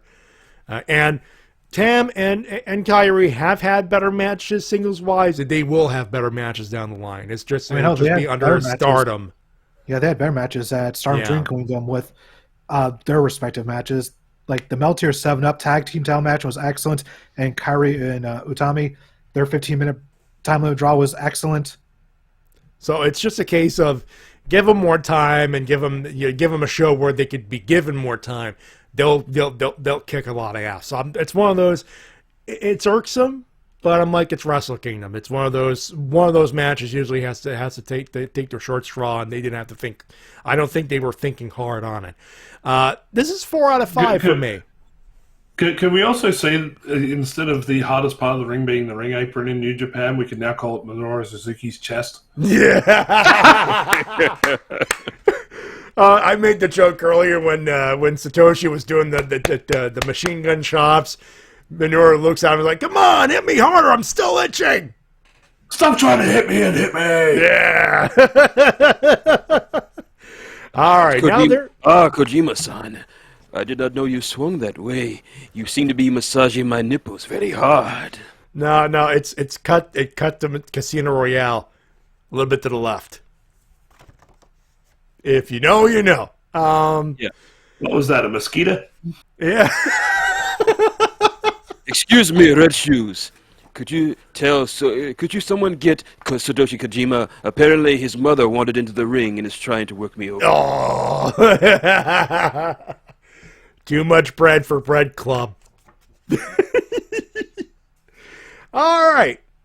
Now we'll get to the business. Usually we do news, and T-Dub has a list usually, but I'm going to take over for this first news story because this is it's probably the first thing on my list, which is the news story that has dominated the past few days. Vince. All right, good. We're all on the same page here. Good. It started as speculation and a report from the Wall Street Journal. And at the end of the day, yesterday, ended with Vincent K. McMahon back on the board of directors of WWE. And he brought with him one of the people he fired. Now, gentlemen, I'm going to have to ask you to stand back because Mase has been wanting to rant about that since Thursday, actually. Thursday. Not so much a rant as, one, this is the dumbest fucking thing that they could have done, but then again, from a business standpoint, it's one of the smartest things they could have done. It's one of those... If you have a look at WWE stock, and I really should have pulled this up beforehand, like, they jumped from about, I think it was nearly just under $60 a share to, last time I had a look at it, it was about $85, $90 a share. So just the idea of him coming back and also fueling the idea of a sale possibly was enough to make that stock jump by a third. So the weekly rate as of January 5 was around $71, $72. Around the time where Vince said, I want to come back and look at the possibility of the sale, it jumped to 88 at its highest, 88.09, and right now it's sitting at 84.27 US. Is what it is right now. So if you guys are business, there you go. Yeah, so this is a good thing for anybody who has WWE stock. Because at the moment, the best thing to do would be to hold. Because it seems, and I'm just having a look at a news report that's just come out from CNBC, is that the WWE has hired JP Morgan. Yeah, that was a big thing, assist them with a potential sale. So even if they're looking at the idea of sales after doing the renewal agreements, this could be one of the biggest sales since, Disney bought fucking Star Wars and Marvel. Yeah, Vince and WWE and company are serious enough to hire people who are professionals at looking at this shit. It's serious. Yeah. So this you have to look at it, and actually, Enigma Extreme brought up another Microsoft buying Activision. At the time, that was a big deal as well. So that's another good example. Yeah, but there's going to be less FTC intervention on this one, I think. This is still... I think that the reason why they hired JP Morgan is to make sure the FTC is as out of their hair as humanly possible here. And I have the list on my end. They name it, but thank you very much. We're going to talk about that side. This needs to be handled out of two sides here before we get them too intermixed here. There are two schools on this one. The first, obviously, is to look at the sale and the actual business part of it. The other is the wrestling part of it. And if you're a wrestling fan, hearing the words Vince McMahon is back, by majority, has everyone fucking panicking. Because Triple H, Stephanie, and Nick Khan, no relation to Tony Khan, they've been doing good in the 6 months since they've taken over. By and large. Business has been going up. The ratings have been going up. The wrestling quality, even on Raw, which is still too fucking long to be fair, but it's been going good. Yeah, I got a friend who hasn't watched Raw in years because of the 3 hours and Vince McMahon, but ever since Triple H just took over, my buddy's been enjoying Raw on a regular basis, which is something I haven't heard him say in ages. So the idea, and some people are optimistic, it's not going to be that bad, he's not going to do that, but no, JD and Brian Alvarez, every pundit, including Brian Alvarez, when they hear Vince is not going to take over creative, everyone's going, hitting the freaking doubt button. I'm not pushing it because we have to be serious here for a little bit there. Yeah, I've also heard people talking to anonymous sources backstage saying that they're also doubtful that Vince is just going to sit at his chair in Titan Towers and be happy with a corporate gig. Yeah, this is literally like, this is for you old school TV marks. This is literally J.R. Ewing from Dallas coming back to take control of the company. You think he's out, but no, he's scheming his way back in. And from a legal standpoint, it sounds like that's exactly what the fuck happened. Well, the guy, as has been stated, he holds a majority stock. 80%. Class B stock, which overrides the general public's Class A stock. And he has the final yes or no on any business decisions to do with the WWE. Even being removed as chairman and CEO, he still held that power. He's just now exercising his voting rights in order to reinstate himself into one of the positions that he once held.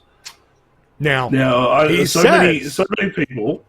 Okay, look, initially and originally when I said to you, mate, I want to rant about this, I was one of those people who went, he's going to go straight back into creative, he's going to kick Hunter out, he's going to start to on Wednesday when the rumor hit on Wednesday, you wanted to jump in just to rant on that.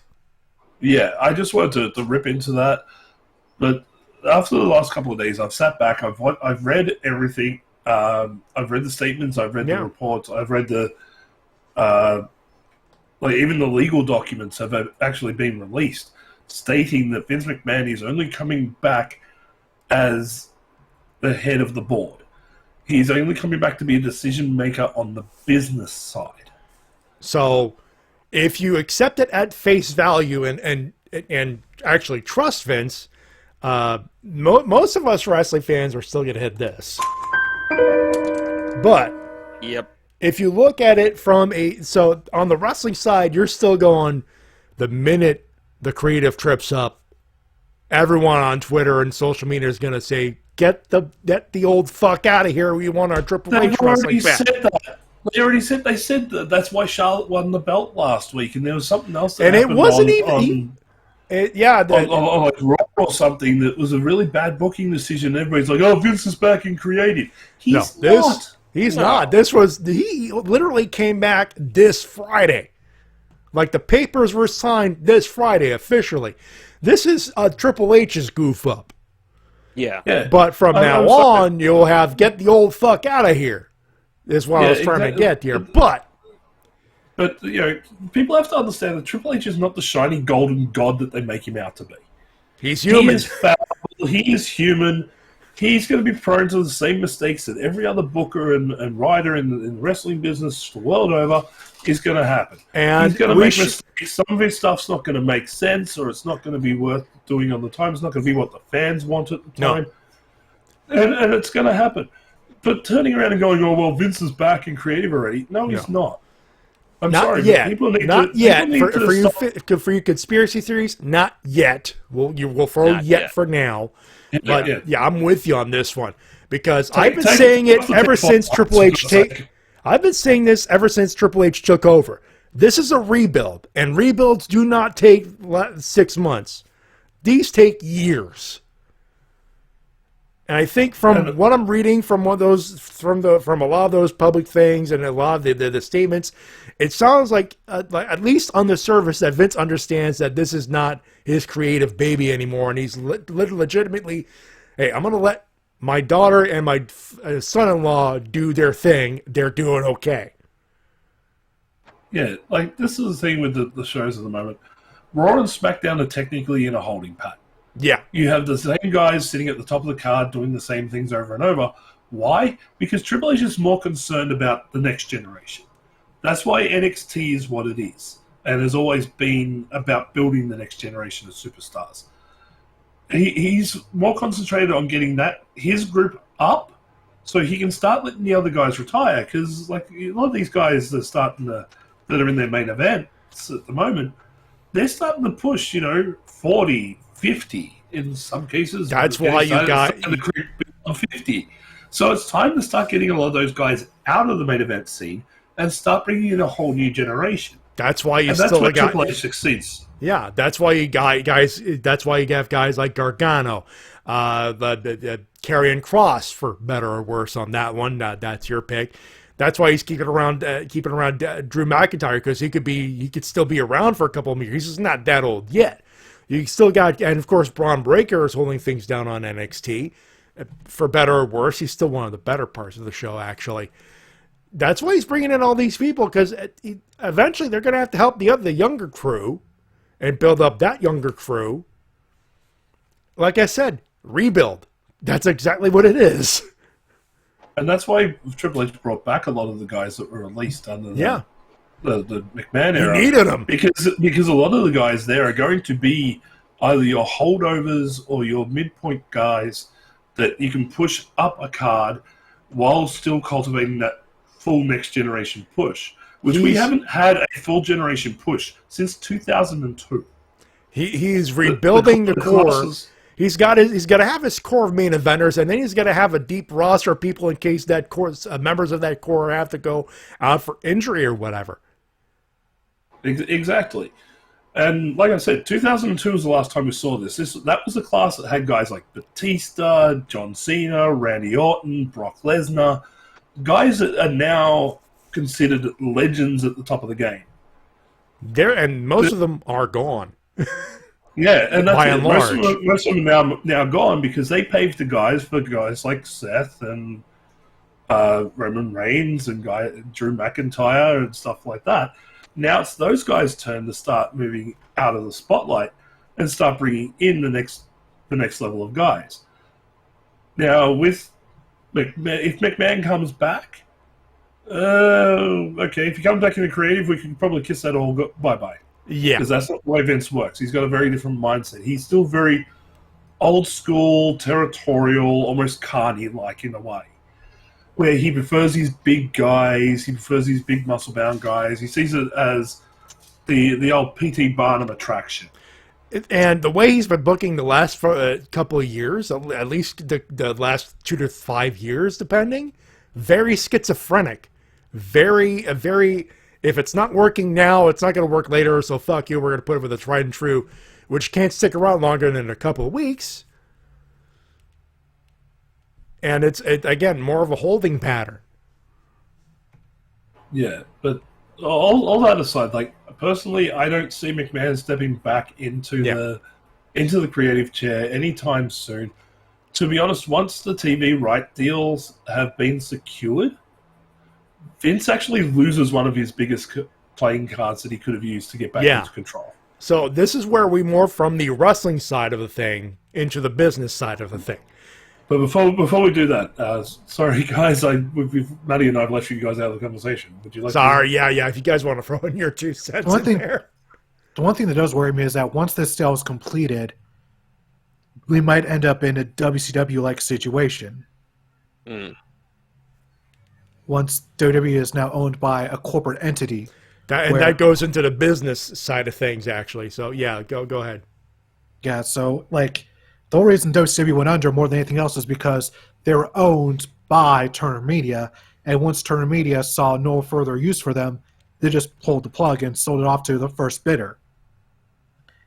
And I'm worried if something like that could happen in WWE, where the moment something goes wrong and they piss off the wrong, whoever's running whatever company owns them, I'm not saying it would be currents for them, but it's more likely to happen if they're not owned by just one person now. If they're owned by this media conglomerate. To be fair, the big difference, though. Sorry, just one thing though. The big difference between the two is McMahon is wanting to secure TV rights before a sale, possibly. Yeah, either that or or trying to facilitate the sale before the TV deal. Yeah, Matty, could finish my point? Sure, sorry.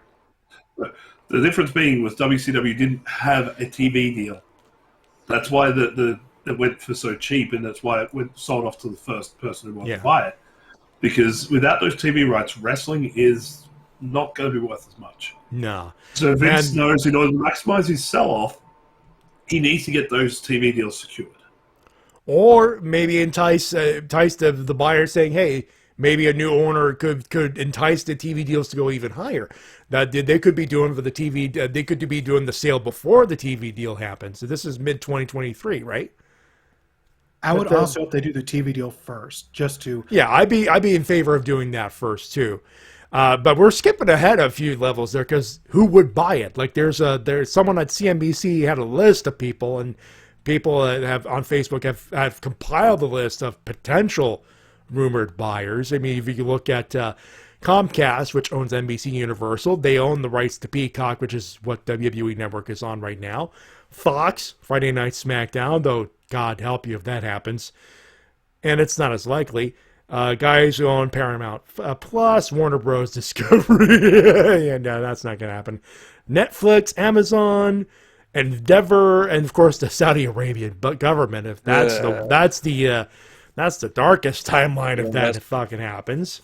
Yeah, that would be the worst if that happens, because if the Saudis get a hold of WWE, they will gut it. They will just destroy it from the top up with anything that does not approve by them. So, out of all the ones that could potentially buy the WWE, the Saudis are the ones that scare me the most. Yeah. And they got the money. I would say the best case scenario for them, if they are going to make a sale, would be to Comcast. Yeah, Comcast, because you have Peacock, and that just guarantees that the network is gonna keep afloat no matter what. And if the TV deal don't happen, you're still live on Peacock, and most people will have Peacock by just being a member of Comcast. There's still an audience for that, at least. If you just want to go from the streaming route, Amazon and Netflix are viable because Netflix still has it. And if you want to go live, Amazon can go live because they've proven that with the Prime Video of Thursday Night Football game. Has Netflix ever done any sort of live broadcast? No. Not that I know of. I didn't think so, because I couldn't call them. Comcast, Disney, and Amazon would be my top three.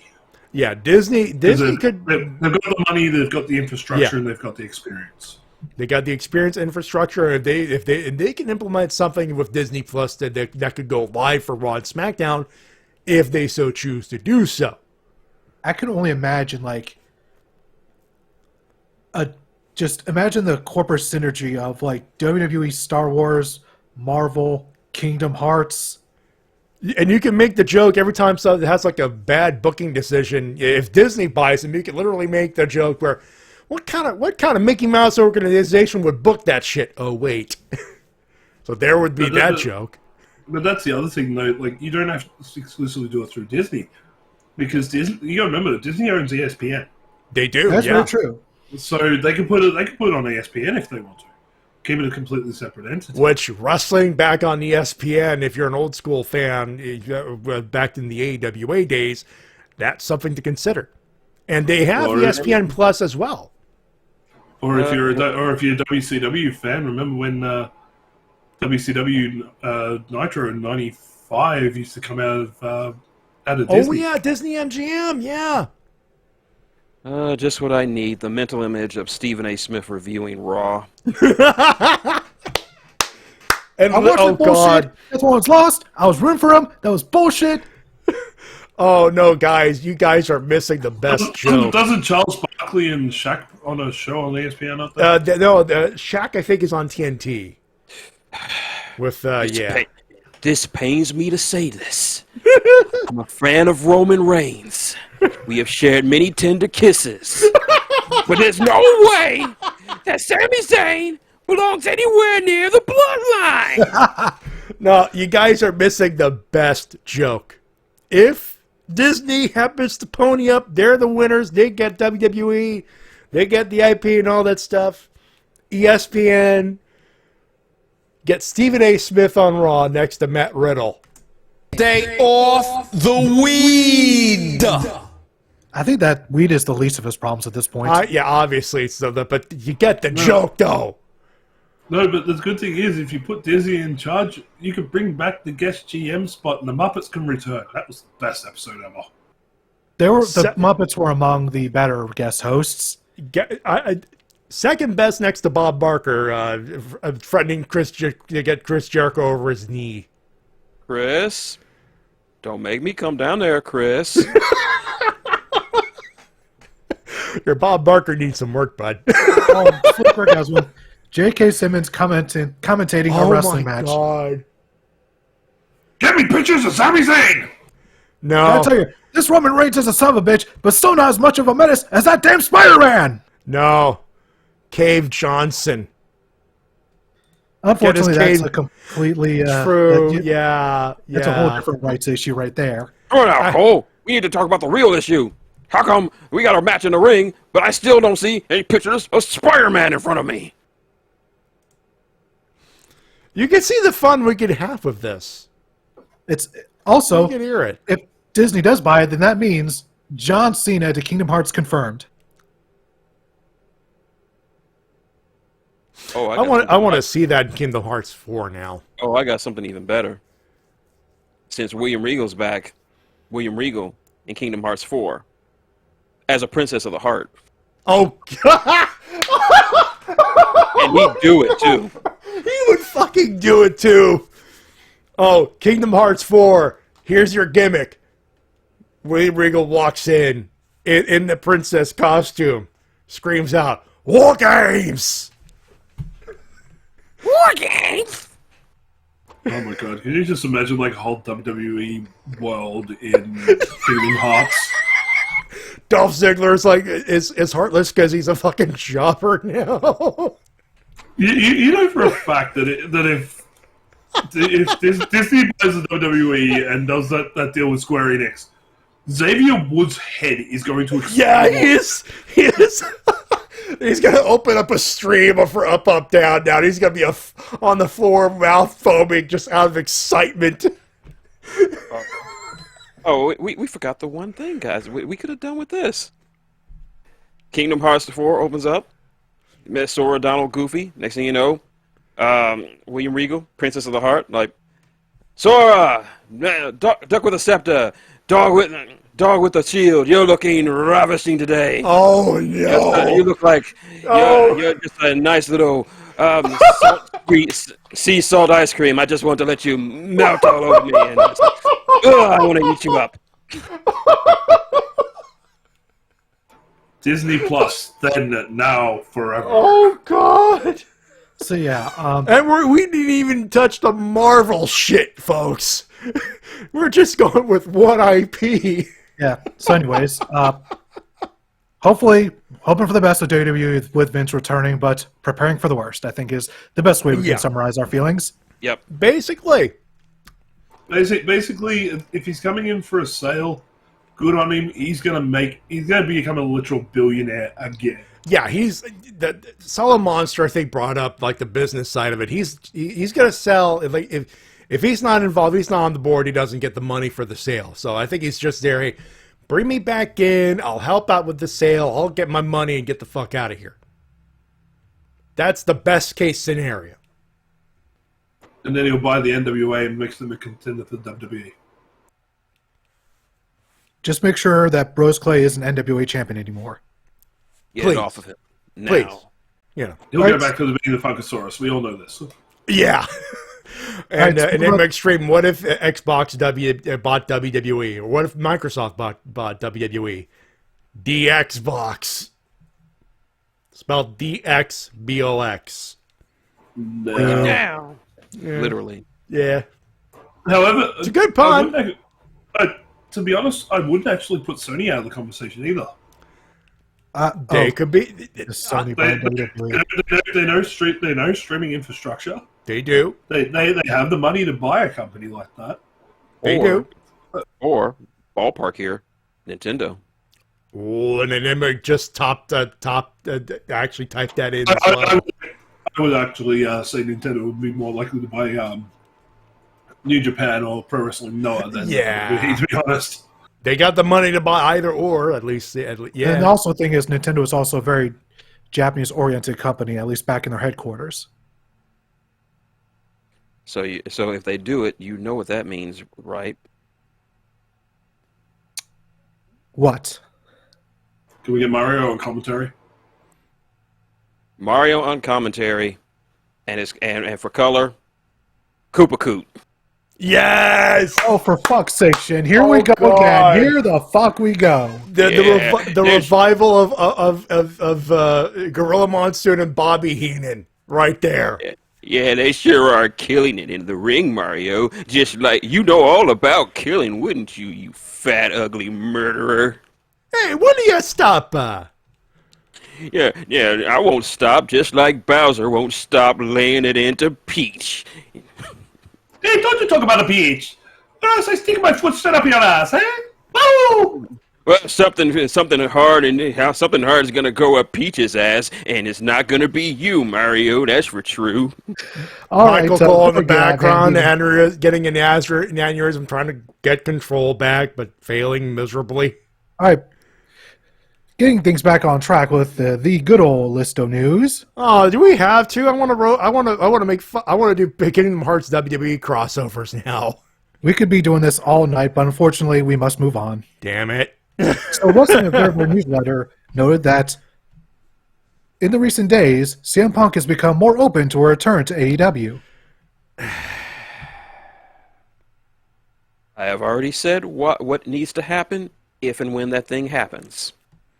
Apologize to the roster for what he did, and stay away from any and all title belts. In fact, if Tony Khan has the idea, slap him across the face and say no.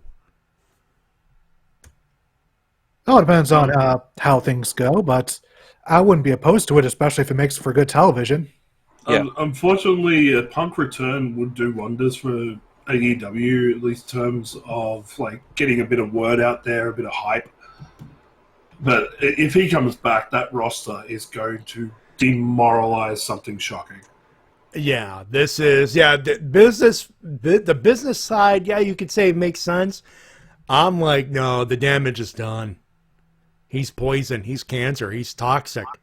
That's probably something. But he's still got a lot of time and money on his contract, though, and you don't want him just sitting there raking in a check. This isn't Turner in 2001. And that's why I said apologize to the roster, and then title belts. That's another question. Speaking of, didn't you buy out the goddamn contract in the first place? Well, that was one of the rumors of what Khan could have tried to do, but apparently he didn't do that. Yeah, good luck. You'll fucking need it then. And the main reason I brought this up is because of the timing of it. Like, Vince McMahon announces he's back, CM Punk. Okay, maybe, we're all children if you look at things, When I say I work with children, I think we're all children, really, I mean, I work with children. I was really talking about -1, a literal child. I wasn't talking about anybody else. There needs to be two things. Go ahead, Tony. You want him to apologize to the roster? Have him put in a match with -1 and have to put the kid over. Perfect. Yeah, to be fair, I think he would actually do it with a smile on his face. Yeah. There needs to be two things.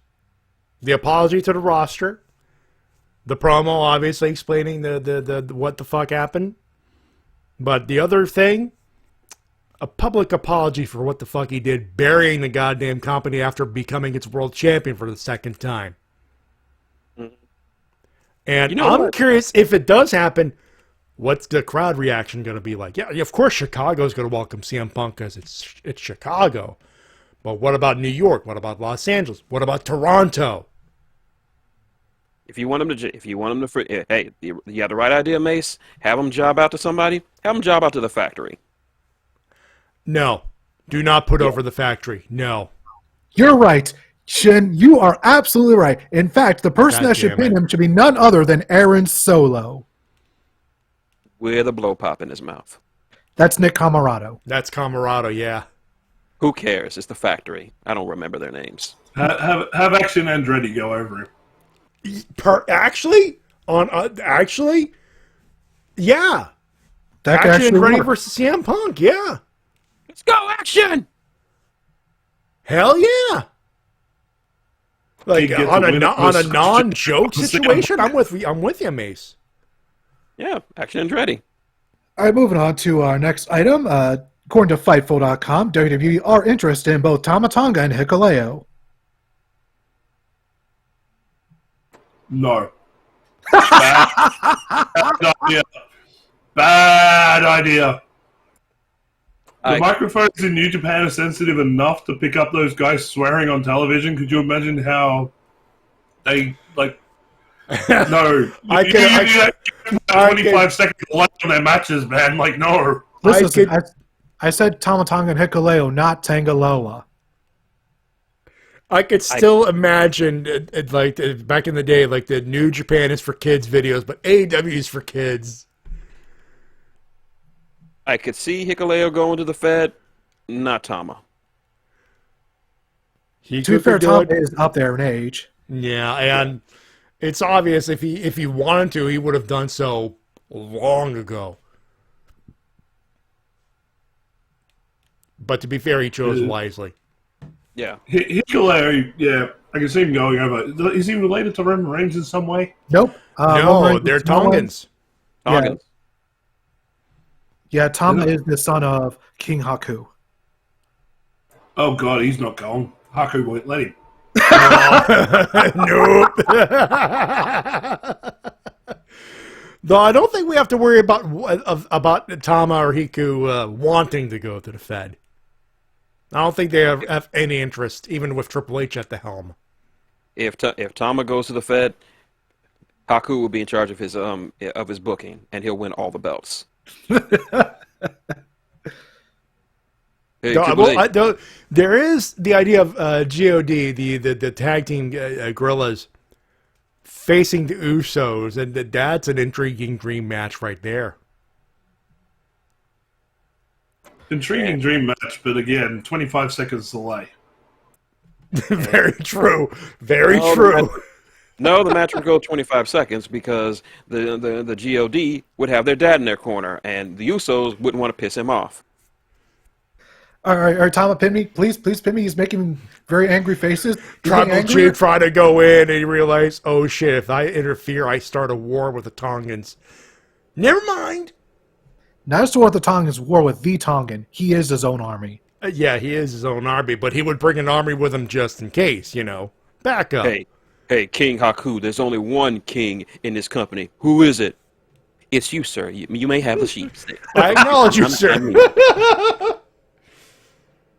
No, but real talk, if the apocalypse happens and you need to have all the matches, Usos versus God, legit. Like, no joking, that's dream match. It's not going to happen, but dream match at least. Very. Hey, Matty, you know what else is not going to happen? AJ Styles in the 2023 Royal Rumble, as unfortunately, he has a broken freaking ankle. He broke his ankle in the MSG. I think this is his first injury since he joined. That is his first major injury ever, actually, yeah. And it's a shame. Hopefully he can return for WrestleMania. Phenomenal!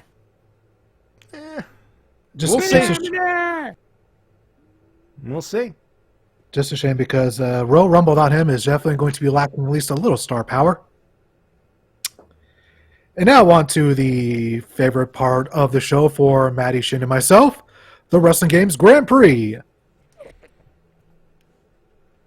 presented by New Legacy Inc. on YouTube. And one thing we know, because we haven't done this in a while because we haven't had a regular show in a while, in one of the previous defenses for the multiversal title, Zangief defeated Shintigercurl's favorite wrestler, Shin? You know who I'm talking about? Remind me. A tournament fighter like no other, defeated by Zangief. Sorry, I'm derping. A goddamn bear. Ah, goddamn bear. I can't believe somebody suggested that. That is a deep cut. And he did the impossible.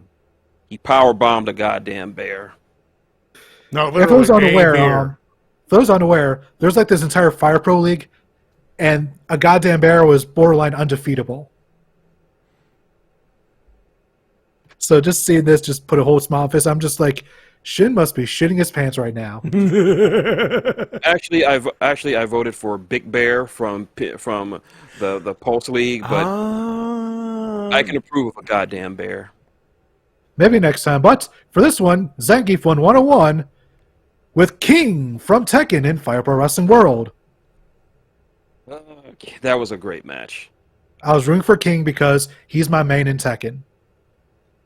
And my comment actually got a like from New Legacy. Oh, very nice. And Yeah, what would you suggest? I didn't suggest a match. I had to correct them. Oh, okay. What'd you say? They kept calling that move where he spins around and drives him into the mat a Kaneko driver, and I'm like, no, that's not a Kaneko driver. That's the Siberian Blizzard. Yeah. That's the name of that move. You are definitely the Street Fighter expert among us. Yes. Nevertheless, Zangief won, and then we had the main event for the WGGP Championship in WWE 2K18, The Rock defeating AJ Styles. Phenomenal! So just not a good few weeks for AJ, Nah. in real life or virtual form. Nope. But banger matches as usual. There is one suggestion I want to make, but I'm not sure it would count. Go for it. You know in WCW NWO Revenge, there's a character called Maya Inca Boy? Uh-huh. I've often heard that's basically a copyright-free version of The Rock. So I was wondering if I could suggest My Inca Boy versus La Parka.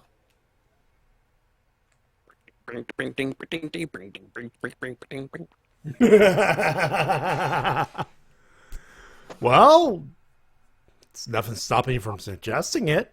Very true.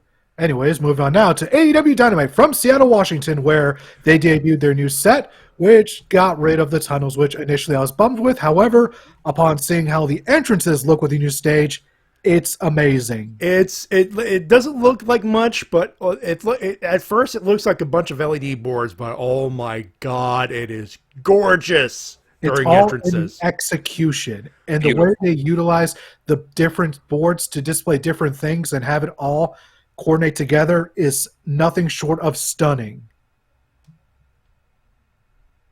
Beautiful set. Beautiful set. Mase, do you have anything to say about the new set? Personally, I think it looks like something out of a WWE 2K Creative Arena set, personally. But it's okay. Like, with some specific entrances, like Orange Cassidy, anybody who's got championship, Britt Baker, where they've actually retooled the entrances to work with the set, looks great, looks phenomenal. But I don't know, I just get this very sort of early 2000s, back when WWE was starting to play around with LED screens. Yeah. Like, I get that type of feel from it, and I don't. One thing that keeps me coming back to AEW is that they're not WWE. And this is that step towards trying to become their competitor. And personally, I don't want to see that happen. Like the tunnels, yeah, it was a TNA thing, but it gave them a bit of a unique look. It gave them a different style. And you knew where the faces and the heels were coming from, whereas having the two entrances and they just sort of come out in the middle, it tries to blur the lines too much, personally. Yeah, I can definitely understand that. Yeah. And you do get shades of TNA because this is kind of what happened to them, where they had this very unique look in presentation, and slowly but surely, especially after they brought in Hogan, they shifted very much towards the WWE style. And I'm hoping that this is about as close as we get, because the main reason that, of course, we had these changes is the fact they brought in the director who was said to be the next Kevin Dunn in WWE, but, of course, Dunn didn't want to give up his spot, so he did everything to sabotage that. Yeah. Plus, the other thing is, like, I know that they just to cut down money and costs and everything else, they take Rampage quite often right after Dynamite. Yeah. Can they do, since they've got the things up on wires and stuff like that, can they do some sort of reconfiguration to make Rampage look like a different show? I suppose they could, at least for the live editions. Yeah, I would say V1. I think V1 was on the money on Twitter when he said it makes it look more big time.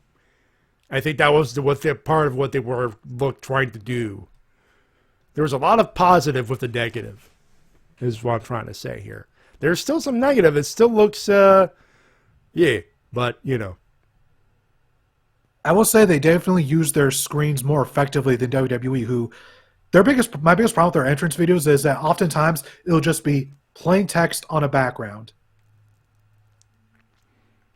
And at the very least with AEW, we are getting way more than that with the entrance video. There's more dynamicism, at least.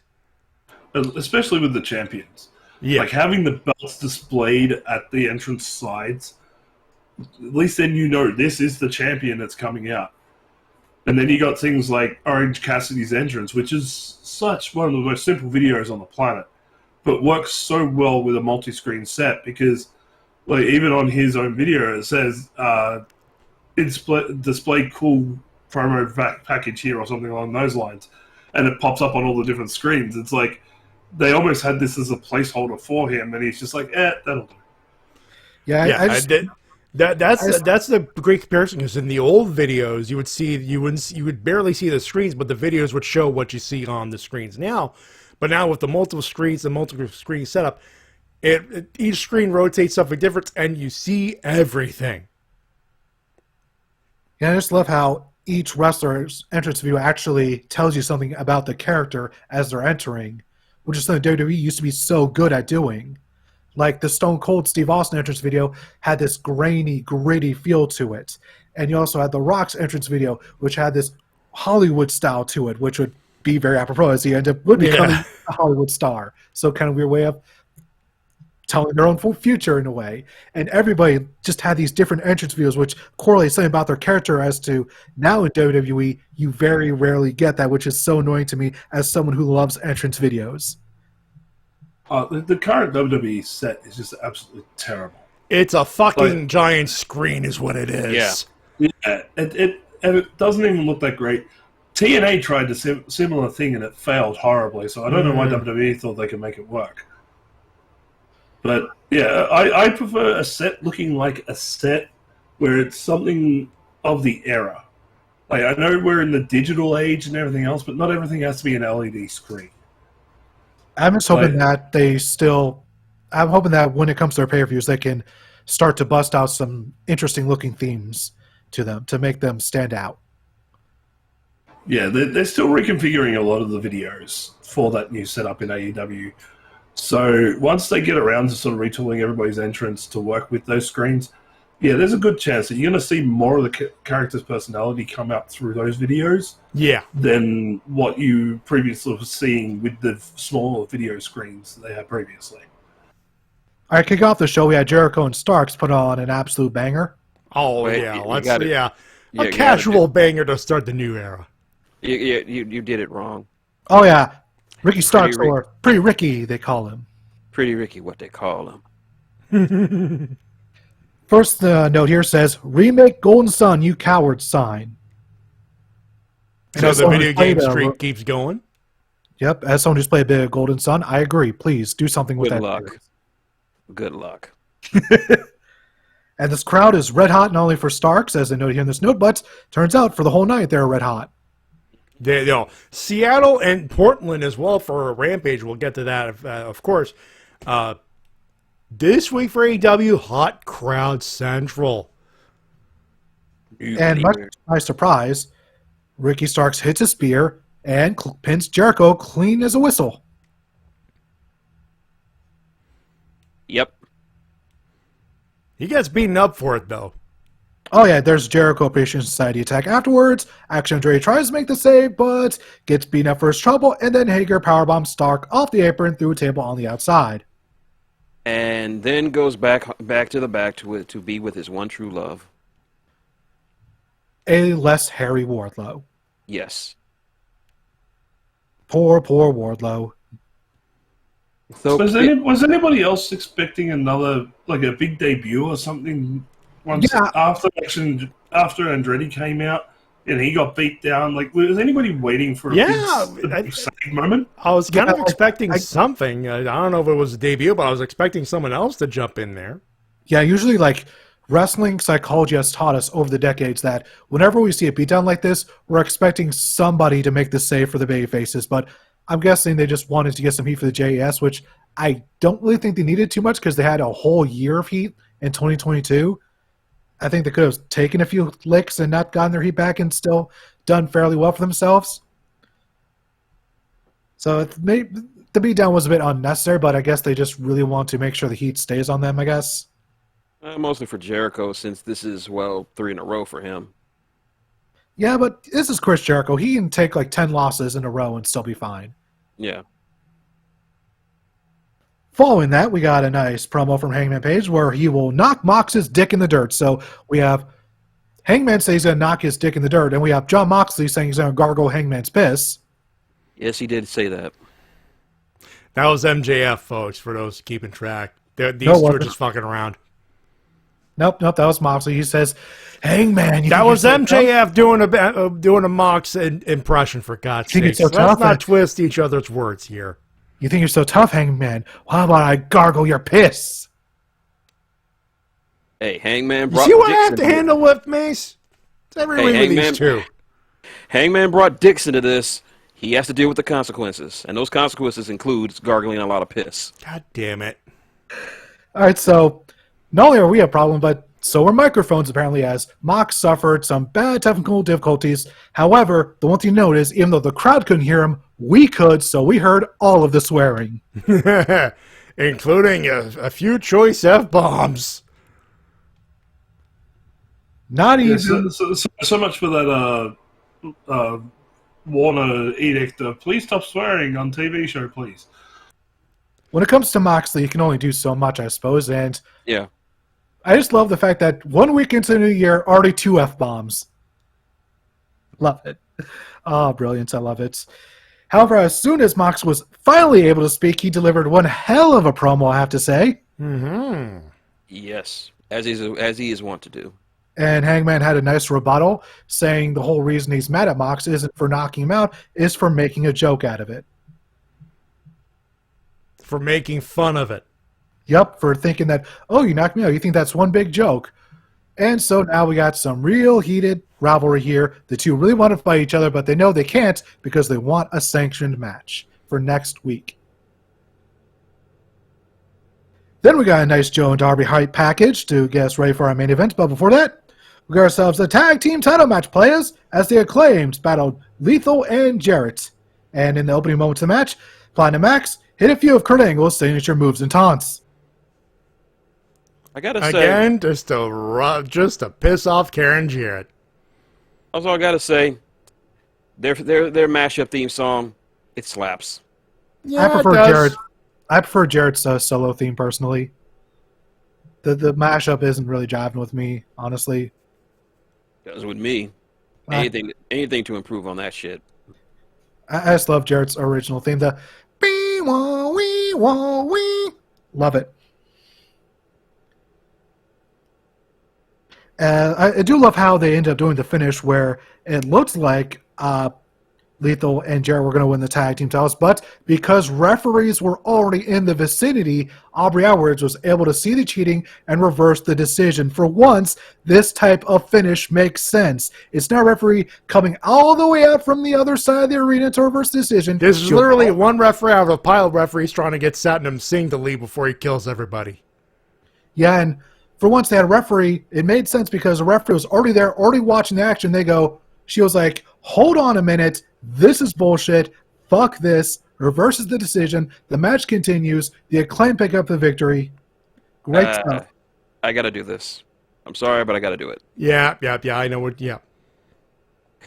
Well, but for a small moment in time, your new AEW World Champions were Jeff Jarrett and Jay Lee Jatso. Shout out to the Chisels Adonis. Also, this is the first in our list of hometown victories because Aubrey is native of the Northwest. She wouldn't be the last person to get a big pop. Indeed.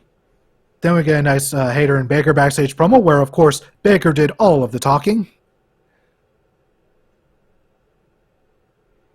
As she is wont to do. And then we get a nice Jack Perry backstage promo challenging Bill and Moriarty to a match next weekend. Shin, you may continue.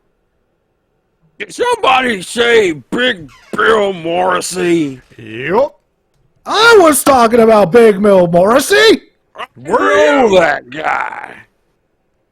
Big Bill Morrissey. You guys gonna know him. He was in AEW. Goes about 70 feet, 137 tons. Best damn wrestler in the company. Every about the time I told you that he had sex with Stephanie McMahon. Wait, what?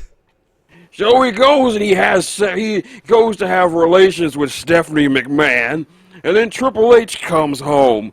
He sees it, and he's obviously mad because it's Morrissey roiling his wife. And Morrissey looks over and he says, "Get in where you fit in." And Triple H just hunches his shoulders and joins in. When he's done, he says, "Big Bill Morrissey fights me like a man, but loves me like a woman." To Big Bill Morrissey! Big Bill Morrissey! I was letting Shin do it. Apparently, Eddie Kingston has deactivated his Twitter. Oh, fuck. The hell? Well, that's a new development. Yeah, I am verifying this real quick. I get the feeling he just doesn't want to be he's not one of those big technology guys anyway in the first place. I have to wonder how much of this would be to tie into the storyline. Just jumped on at Mad King 1981. This account does not exist. Yeah, it is done. It is out. I can't confirm. No! First Hangman and now Eddie? Hangman, Eddie, Shin got kicked out. Twice in 1 week? 3 times, really. Jesus. Anyways, moving on to brighter things. Jack Perry is going to be challenging Bill Moriarty to a tag team match with his tag team partner, Hook. So, Jungle Hook for 1 week will be a thing. Good old Jungle Hook. Yeah. And in our second bit of hometown business, Danielson battered Tony Nese. Battered him. Yep. And then he still has a bit of energy left after the match, and he called out MJF, and they have a nice back-and-forth promo duel, which end with a match for Revolution. The main event, Danielson versus MJF, 60-minute Iron Man match. The stipulation, of course, is MJF says, no, you got to make it to the number 1 contender spot, which if you win every match until February 8th, you get it. And, of course, Daniel says that I'll even pick the stipulation, and MJF, being the ever so much the ego, says, "Go for it. You're not gonna make it." Here comes the stipulation, and the "oh fuck, I fucked up" look on his face on on MJF there. Can we talk about the real news of this segment? Is it the fact that MJF's mom has a lot of human suitors? Well, that too. Nah. But the fact that Disco Inferno actually appeared on a main major television wrestling show. Now we're gonna shit on this in a minute, but this is literally MJF working the fans who hate Disco Inferno. That includes the 3 of us. I'm assuming it's 4 of us with Mase, but I don't want to speak for him, of course. Yeah, I know the joke. There you go. He's aware of the joke, of course. But yeah, no, this is MJF trying to work in the crowd. That's all it is. Closest thing to relevance he's had in decades. Yup. And then we had Swerve versus AR Fox, and Excalibur even name-dropped Lucha Underground as the last place they feuded. Which AR Fox is the truth. Popped hard when he brought that up twice. Just fantastic athleticism from the two, and they kept AR Fox looking strong, especially as Swerve only won because his fuckboys interfered. One of them still doesn't have a name. He has a name, but I forgot what it was. All I know is that, as far as I can tell, he has not wrestled a single match yet. At least on TV. Yeah. Tattoo Timmy, we shall call him. Sure, why not? Timmy it is. Until otherwise, of course. And then we got a nice backstage promo from Storm, Soraya, and Sheeta, where Soraya was saying that she's got the best women's wrestler in the world next to her, and she's going to tag with her, and that being Toni Storm, to which Sheeta makes a face that goes, "The fuck did you say?" Bitch, please. Yeah. She has a look on his face like, the honest to goodness disrespect on this motherfucker. Dishonor on you, dishonor on your family, dishonor on your cow. The goal of this bitch right here. Yeah. This is literally, I'm going to murder Tony. This is literally the look on her face. I think I'm going to murder him. Does Hikaru Shida have to slap a Tony? Yeah, Shida is definitely going to absolutely murder Toni Storm next week, which will leave Soraya's spot for a tag team partner empty. And, oh, would you look at that? Here comes Mercedes Moné. That took the words right out of my mouth. Perfect. Oh. If they have Moné, perfect way to get it done. If not, we got some stories out of this one segment, so nothing wrong with that. Oh, hey, Saraya, I didn't see you there. I was just wandering around backstage here at Dynamite. Looks like you need a partner. I'm not doing anything. Wink, wink. I swear, whatever they do, if they bring Monet in and she gets another mid reaction, I'm just gonna die laughing. Yeah, like this is one of those. We're anticipating the pop, but if it's a mid reaction out of the forum, oh god. If Monet does show up, it will be a pop. I can't see anything else. But what if it isn't? I can't see it being a mid reaction. What if it isn't teed up? Like I said, I can't see it personally. Like with it being Mercedes Moné, like that's a big star. It's kind of like when Soraya came in, that got a huge pop. But what if it isn't? Like I said, I can't see it. I can't see it getting anything but a big reaction. There are 6 million combinations in the multiverse. I only see one. Following that, the Guns pay respect to the legacy of FTR in the only way they know how. By being ass boys about it. Look, I'm not going to say assholes. They don't deserve to be assholes. I gotta say, this segment by the Guns was brilliant. Cringe. It was cringe, but it was brilliant cringe. Yeah. They actually got me thinking, holy crap, FTR actually flew back from Japan within 48 hours to do this segment when they pulled the bait and switch. Who's your daddy, Montreal? Yeah. T-Dub got it right on the money. I did not think for a second FTR was coming, because I'm like, there's no way. Considering they were in the Tokyo Dome at 4 a.m. in the morning, there was no way they could have been on a flight and been at Dynamite without being absolutely groggy out of their minds. It would have been... It's not impossible.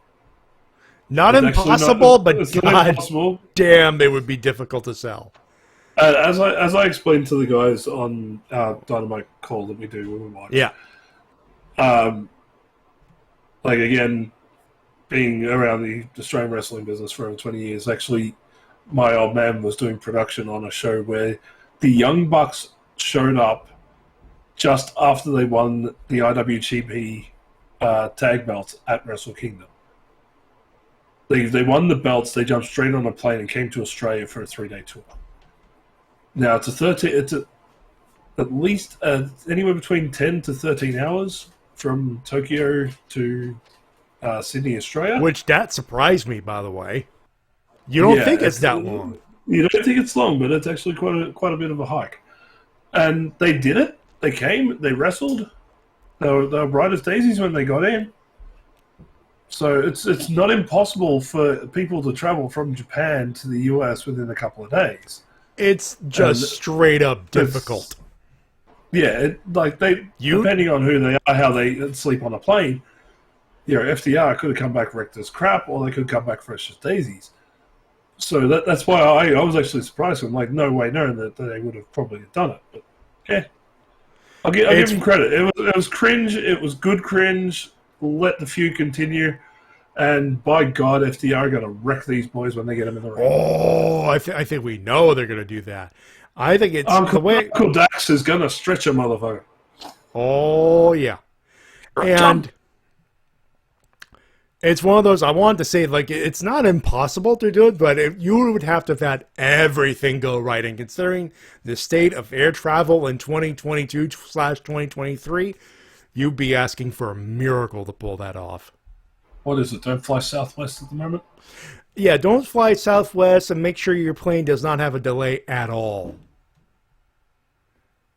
Well, moving on from that, we got ourselves another tag team match play as Sky Blue and Kier Hogan took on Jade Cargill and Red Velvets. And, of course, there was some dissension between Cargill and Velvet. So, yeah, there was that dissension. Smellness. Yes. Indeed. And ended up nearly costing them the match to the point where, by the end, Jade Cargill was like, fuck this big boot. I'm not taking more risks. Pin 1, 2, 3. And it looks like following Battle of the Belts, Red Velvet will be the next challenger. Yes, sir. That sounds like it. Following that, we had Team Lethal backstage promo where they were very angry about the decision, and it was then made that on Friday night they'll get a rematch in a no DQ match. Slap nuts. And then we got our main event. We got Samoa Joe versus the Lost Darby brother, Darby. His game of choice? Death. Oh, God. I'm sure Shin might be the only person who gets a reference, but I don't care. Yeah, that's my stand. My stand is a flight of stairs. My stand's ability is I throw myself down. Darby is one crazy motherfucker. I grew up in the Mick Foley days of Japan and these matches with Terry Funk and stuff like that at FMW. And even Darby has me going, oh God, why are you trying that, you crazy motherfucker? This is the only kid who looked at the new set and said, I want to dive off all of it. Yeah. You could dive off of that, dive off of that. I could definitely fall off of that. But shout out to former GCW wrestler, soon to be AEW wrestler Nick Wayne in the crowd. And of course, Joe took advantage of some good heel heat by giving him a good old goozle. he didn't pay respects to the king of television. No, he did not. He also, I'm pretty sure, does not respect the power game. Which, you gotta. And I'm certain that he is not a card-carrying citizen of Night Night Land. Ooh, not yet, anyway. That's a death sentence right there. Anyways, at one point, Darby hits a swanton off the ladder, because of course he does. Of course he does that. Of course Darby does. However, not to be outdone, Samoa Joe did a senton onto Darby's bent legs, which looked gnarly as hell. It looked rough. Knowing Joe, it was safe, but knowing Darby, he didn't want it to be Not safe. so fucking much. Match came to a nice little conclusion as Darby used the exposed turnbuckle and 2 coffin drops to regain the TNT title. I understand why they did it. I just don't approve of it. You were hoping Samoa Joe would get a longer run, I'm assuming, right? Yeah, he had such a great run as the king of television. let him go for at least another month before dropping the belt. But like I said, I understand hometown boy and all, but Joe deserved a longer run. I will say this is the best. He did. This is the best Samoa Joe has looked in wrestling in general in the past 5 years, ever since his NXT run. He was a killer. All he needed was a bloody towel to wear around his neck. Yeah, Joe definitely deserved a longer run, especially with the whole idea of the whole King of Television gimmick. Like they could have kept those belts on him for at least 6 months, and he would have done spectacular things with them. I'm like, hometown boy, Darby wins, all good for him. But nah, man, you need a rematch where Joe just absolutely destroys Darby and gets the belt back. They could easily do that, and I don't think very many people would have a problem with that. And have Sting be the guy that cost Darby the belt. Because you saw the dissension in the last couple of weeks between those two. I don't see the dissension ever meaning anything, because Sting did an interview a couple weeks ago saying that he wants to spend the rest of his career tagging with Darby, and he will never do another singles match ever again. Boo. So because of that interview, I don't see any dissension piling up to anything other than motivation for Darby to become more deadly. See, that's the thing. Like, Darby versus Sting would have been a good way to finalize their story and have Sting put over Darby. It would be, but with that interview, Sting seems dead set on never doing any more singles matches because he doesn't feel his body can hold up in a singles match. No, that's fair call. At the very least, he knows his limit. He's not trying to be Ric Flair, trying to do more than his body allows him to. Yep. Yeah, but I'm gonna have to celebrate my TNT title run. I'm gonna do myself down some stairs. He fell down some stairs. All right, that was Darby in Seattle. What about Darby in Portland? Yep, Rampage from Portland, Oregon. Start things off with Top Flight versus Mox and Danielson. Oh boy, we're getting a lot more violent version of Top Flight these past couple weeks. I like this version of Top Flight. They gave as good as they got. And I have this note here, which I want to read verbatim. Dante Martin has the athleticism of modern Ospreay at a young age. I can see it. Imagine how good it's going to be 10 years from now. Fucking crazy is what that is. Dante literally said, "Fuck you for giving us the jobber entrance at the start of that match." Pretty much. It's like, and here comes John Moxley. Okay. Dante just thrown himself over the top rope in the Moxley. We didn't even get to introduce the guys, but okay. Love it. And Danielson ended up using the Regal Stretch in the end on Darius Martin for the technical submission victory. Great match. Great tag match. Absolutely red hot stuff there. And my favorite part another banger to start off an AEW show. What a shock. Yeah. It's almost like they do this every week. Favorite part of the match was commentary where I believe it was Tony Schiavone correcting Chris Jericho. Jericho's like, if Danielson loses this match, does that mean he won't become number one contender? And Excalibur's like, or to Schiavone, were like, no, that only affects singles matches. Didn't you get the memo? And Jericho says, you know me, I don't read memos. My favorite was, what was it? It was something with the word great in it. They used it in reference to Danielson. It's like, oh, here comes the great Bryan Danielson. Hey, and next time you mention me, you need to mention great in it. And Tony Schiavone says, oh, great, Chris Jericho. Oh, Schiavone's great. Although, have to note an interview Schiavone did where he said that he doesn't have many more years left in him. He says he's old as fuck, and this is a young man's game. You wouldn't tell it by his commentary. Has any of them worked out what the Hucklebuck is yet? No. Nobody picked that up on commentary? I don't think we did, no. No. Well, my ears must be better than most people's, because it was a joke from... I think it was a joke from last week, where Jericho told Schiavone to do something about doing the Hucklebuck, and then Tony asked JR on Dynamite or something. It was, weird things that those guys come up with when they're doing their commentary. I think that might be like one of the commercial break things they do. I watch on Fight, so what's a commercial break? Yeah, it was probably during their okay, commercial okay, break, okay. actually, yeah. Yeah, I just watch on television. Television.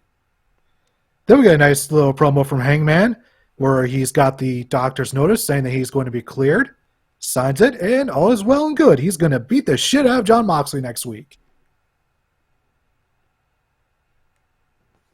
And then we got ourselves a nice tag team match as Hayter and Baker took on Charlotte and Robin Renegade. And they let the Renegade twins get in a decent amount of offense in this match. But of course, we know who won. Yep, Baker ends up pinning Charlotte with the stomp. Fake. Yeah, give those two the Renegades. Give them a contract. Yeah. At least give them some time on Dark or something. Cause Who? I think it was TJ saying that if I think TJ in the call said if the Bella Twins could wrestle or something like that, something to that effect. And what's interesting about the Renegade twins is that they've only been wrestling a few years now, like maybe 2.5. Could have fooled me. Yeah, they're very, very young in their careers. So, once again, like imagine how good they're going to be 5-10 years from now. Then we got a nice House of Black promo, and what they want is the old Eddie Kingston. They don't want the smiley, jokey uncle that everyone loves. They want the violent, the unpredictable, the deathmatch machine type of Eddie Kingston. So, in other words, they don't want it the Aki way. Nope, they don't want the Aki way. They want to choose death. And in the next match, we got Perro Peligroso, Preston Vance, who is from the greatest city in the world, Detroit, Michigan, taking on Sonico, who got a huge pop from the hometown crowd. However, unlike his compadres, he did not come out victorious as he got his ass whooped and his mask ripped off. Because Preston is a bastard. And he's part of La Facción Ingobernable, who are infamous for ripping off the masks of luchadors. Like I said, a bastard. And then they show a backstage promo with Darby Allin in the Kingdom following Dynamite, where Mike Bennett, a.k.a. the greatest wrestler on the planet whose name is not Jay White or Matt Taven, challenging Darby Allin for a TNT title match, and Darby accepts. That was on Dynamite, so that match was on Rampage. Yes. And we go to our match now. Mike Bennett versus Darby Allin for the TNT title. And gotta give props to Mike Bennett for the rebound forearm onto the floor to Darby Allin. And we also had Matt Taven selflessly sacrificing himself for the greater good of Mike Bennett, as any best friend would. Yeah, he's a coward. You know, folks, I'm no selling T-Dub's love of Matt Taven now. Well, it's better than you hating the greatest wrestler alive, whose name is not Jay White. I'm done David him. He's just hunting for Dave's now. I'm just telling the truth. And then we at one point had Darby Allin hitting a dropkick onto a seated Mike Bennett, who was on the outside next to the barricade. And as Darby Allin was about to go for a coffin drop, Maria, being the amazing wife that she is, covered her husband, saving him from certain doom.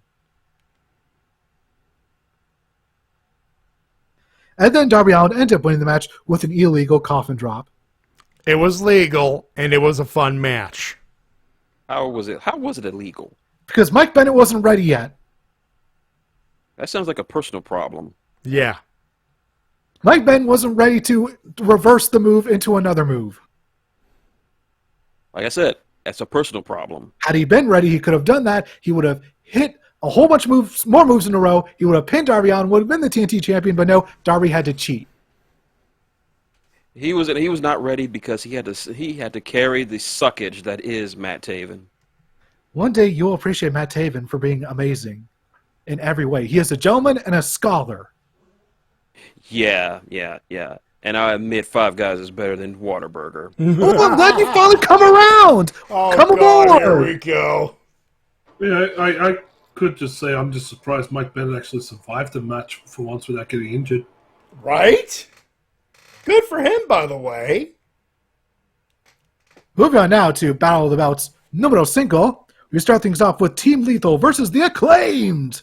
No, and we start with immediate outside brother. And we start with immediate outside brawling. And at one point, Max just slaps Sandem just for the lulz.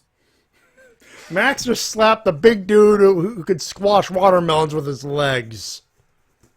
One question, though. Why are there tags in a no DQ match? Force of habit. I ask this whenever WWE does it. Now I have to ask it for AEW. I hate it whenever there's a no DQ tag match and they're tagging like it's normal rules. I hate it. Stop doing it. Highlight of the match for me is more Kurt Angle mannerisms from Max Caster. Such a troll. At one point, Jay Lethal breaks up a pinfall attempt by not elbow dropping Max or Anthony Bowens, but the referee. He elbow dropped the ref. Smart. Which ends up bringing out referee number 2, who gets a chokeslam from Satnam Singh. Best dressed big man in wrestling. And it looks like they're going to steal the victory after our buddy Dante Nickens' favorite dude, Sanjay Dutt, puts on the referee shirt, but out comes home region hero, Aubrey Edwards, to take not only the integrity from Sanjay Dutt, but his pencil, and snaps it in half. He has been emasculated. Which then leads to the Acclaimed winning the match and scissoring with Aubrey Edwards. And that's a very wholesome thing to do. Yes! Everybody scissor your partners. Scissor your father. Scissor your brother. Scissor your next door neighbor down the street. Phrasing! Next time you go and visit your grandma, remember to give her a good old scissoring. We're not doing phrasing anymore, are we? We then go to a nice little promo from Powerhouse Hobbs, who now has a literal book of Hobbs. Someone's gonna burn that book and die. Uh-oh, here comes Will Hobbs. Who? Will Hobbs. I feel so bad for the first person he comes across.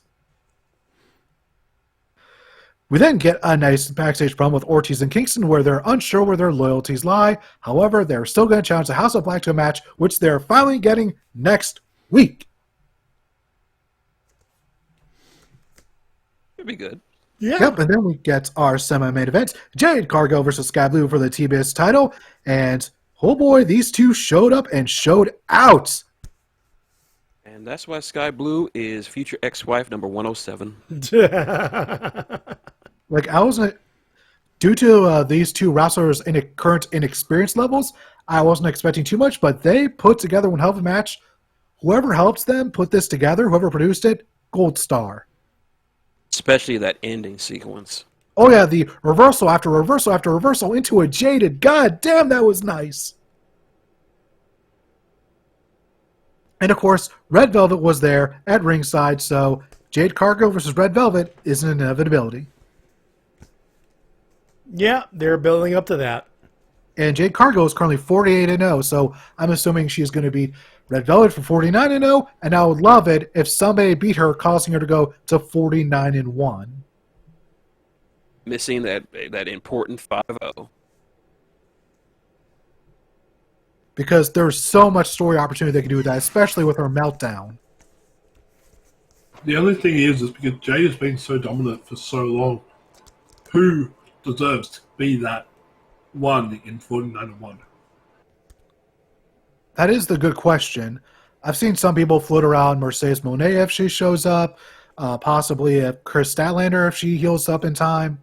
That would be my selection. Put it on Chris Statlander. Build another star with it. Ditto. But Then we get a nice promo. Yep. Then we get a nice promo with Big Stoke as he's backstage with Lee and Bill.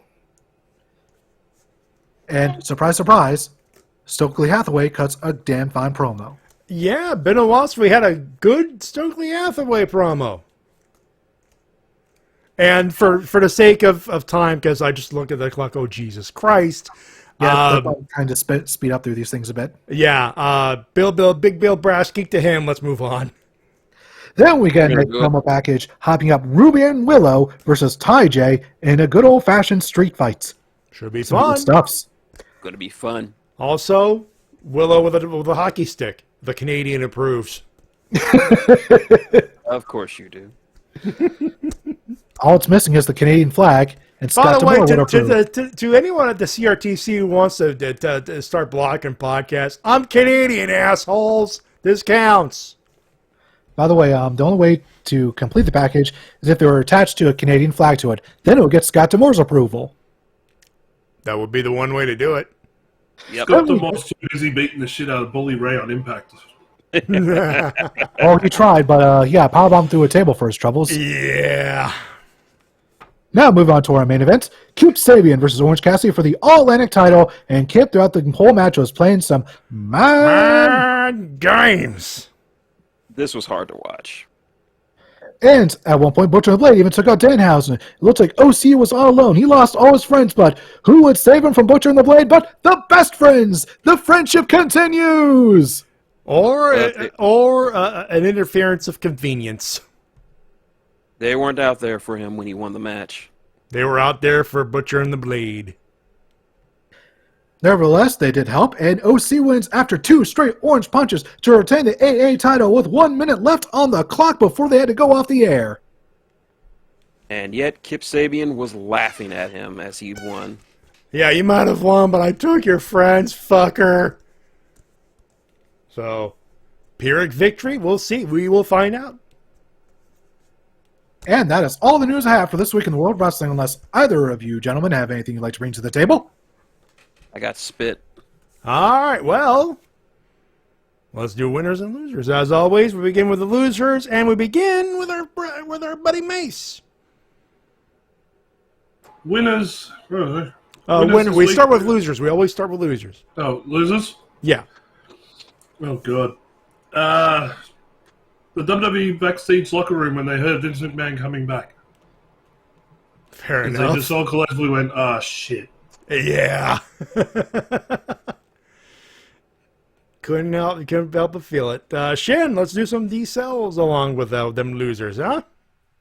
D-cell battery awards gotta go to the guy who just doesn't know legalese like he thinks he does, Logan Paul. Not only did he, not only for that scam that he perpetrated, but also his so-called response videos, which were so great he took them down several hours later and issued an apology to CoffeeZilla. Not that it's going to stop Coffee from going after his ass and exposing him, but yeah. So Logan Paul, you ignorant slut. Classic SNL move. Good call. Losers. Vince McMahon returning. It's like T-Dub said, I hope for the best, but I'm prepared for the worst. And and of course, Darby getting the title back from the King of Television. It was too fast. He should have gotten it. He should have held it longer. Like I said, I understand. I just don't approve. Oh, and one more. Twitter. You know why. Yeah. Elon Musk, does your idiocy know no bounds? Apparently not. T-Dub. I'm a loser this week. Vince McMahon for just not staying away. I understand why he came back, but I would still prefer he stay far away from any form of wrestling at all. Please, just stop. Go away, please, please, please. You're scaring the children? He has grandchildren too. I don't think he cares. I have Vince McMahon as well for the obvious reasons. At this point, just if you're legitimately here, just to take care, make sure business that to make sure the business side is done and TV deals and all this fair, but just stay away from the creative. We've actually seen some good shit. The moment he steps into creative, like if he does, the moment he does that, then, oh boy, a whole bunch of people are going to lose their jobs. Anyway, let's do winners. Now, Mase, now you could do some winners. My main winner for this week, New Japan Pro Wrestling. Not only was it Wrestle Kingdom that drew over 26,000 fans at the Tokyo Dome, they were allowed to cheer again. They were allowed to actually do more than just clap, which is great. They also did record sign-up numbers for New Japan at World, as they announced at New Year's Dash. Yep. So basically New Japan doing some good business as they should, and basically also everybody who watched Wrestle Kingdom, because a lot of people watching it for the first time because they want to see Mercedes Moné show up, but they're also treated to, once again, a fantastic wrestling card that always is a great way to start the year. There you go. Shin! Of course, Wrestle Kingdom. Once again, shows that why it's the show that everyone should watch. Good matches all around. Those last 4 matches were great. And, of course, Kenny versus Will, already match of the year candidate. We're not even, 10 days into the new year. So that should tell you something of the quality of it. AEW, pulling out all the stops this week. Had some hot crowds, some hot matches, hot title matches, advancing a lot of storylines, and I can't wait for next week. Bryan Danielson versus Takeshita. Make it next week already. Please. Please. And finally, Scott D'Amore. Just Scott D'Amore, just for being awesome, and him prepared to throw hands with one of the most reviled heels in professional wrestling. So, for all you do, Scott D'Amore, this poutine's for you. You should try poutine every once in a while. You should, really. T-Dub. Give my winner this week to New Japan Pro Wrestling for the overall pretty darn good Wrestle Kingdom card. Not perfect, maybe not the best Wrestle Kingdom of all time, but still an enjoyable one to watch and one to set the standard for wrestling shows to expect for the year, especially those last 2 matches. If anything comes close to Ospreay versus Omega this year, holy shit, we're going to be in for a great 2023. And for me, New Japan and AEW for just awesome cards, both on and especially Will Ospreay and Kenny Omega. They had match of the night, obviously, and Ospreay. Special mention to Ospreay for that promo that was played at the beginning of the show. Yes, straight up yes. That being said, we're done. Mase, plug away if you got anything to plug. Plug away. God, once upon a time I would have plugged so much stuff, but these days, if you just want to see any of my annoying bits and pieces or my opinions, just follow me at the Mase Thing on Twitter, as I put as the headline opinions that you love to hate, because believe me, I don't hold back on anything. There you go. But other than that, I've got nothing else I'm being on, except if you want to check out some video game stuff, go to theouterhaven.net. That's where I do news reviews and other things with other people. We don't talk wrestling there, but video games are a good thing just as well. Pretty much. Shin. Not much to promote, sadly, for reasons, but all I got to say is on my YouTube, Maxacorn, for all your War Machine and Hordes lore stuff, as well as some board game stuff coming up, and still plan on doing some more storage solutions for your various board games. I would plug my Twitter, but as everybody knows, it's gone 3 times over, so I'm no longer on Twitter. And that means I can't do my TIFF drives anymore, so this is going to be the only place I can do my TIFF drives. So if you want to help me fix my TIFF, paypal.com/Shintigercurl or Cash App, $Shintigercurl. Help a dude out. Twitter is damn sure not helping me out. Well, I'll update the screen stuff for next week and for that actually. So we'll take care of that for sure. T-Dub. Of course, you have my YouTube channel for a video gamer.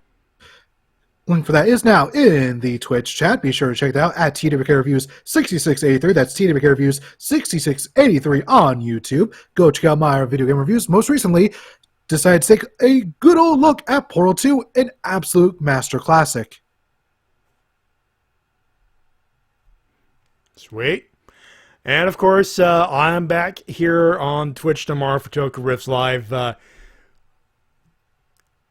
We're near the end of the show, folks. We're just down to Ultra 7. Actually, no, we have Ultra 7, but before we do that, we are doing a special show with a couple of movies and a special surprise. If you don't know, you'll have to tune in tomorrow.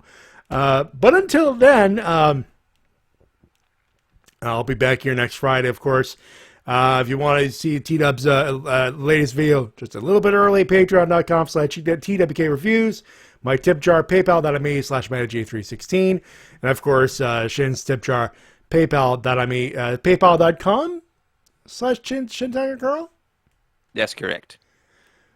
We'll put that on the screen so I can remember. Yes. You can follow me and T-Dub on Twitter at MattyJ316 at TWK Official, and of course Mase over here at the Mase Fang on Twitter. We plug Shintigercurl's Twitter, but fuck Elon Musk. Straight up. I'll say it. But that's going to do it. Of course, if you have any emails, send it over to the Wrestle-Cast@gmail.com. We'll be glad to do any of that rating stuff. There was someone who sent in an email. We didn't get to it, so if you're listening, we apologize for that. It was just one of those shows. But that's going to do it for everybody. We thank you so much for tuning in and saying hi to us for almost 3 hours again. We got to stop doing these long shows, boys. That's what happens with... So tell companies to stop putting on long shows at the start of the year and you won't. Now, to be fair, that's New Japan. It does have that effect on wrestling podcasts. That's it. We thank you so much for tuning in and saying hi to us. On behalf of everybody, including Mase. Get off my lawn! Shintigercurl. Fuck you, Twitter. And TWK. I want to sleep now. Yeah, you do that. My name's Matty Jabberbrine. My name is Matty Jabberbrine. You help professional wrestling, support your independent promotion as soon as possible. We'll see you next week, folks, and hopefully on a shorter show. Have a good one. Have a safe one. Bye, everybody. Bye.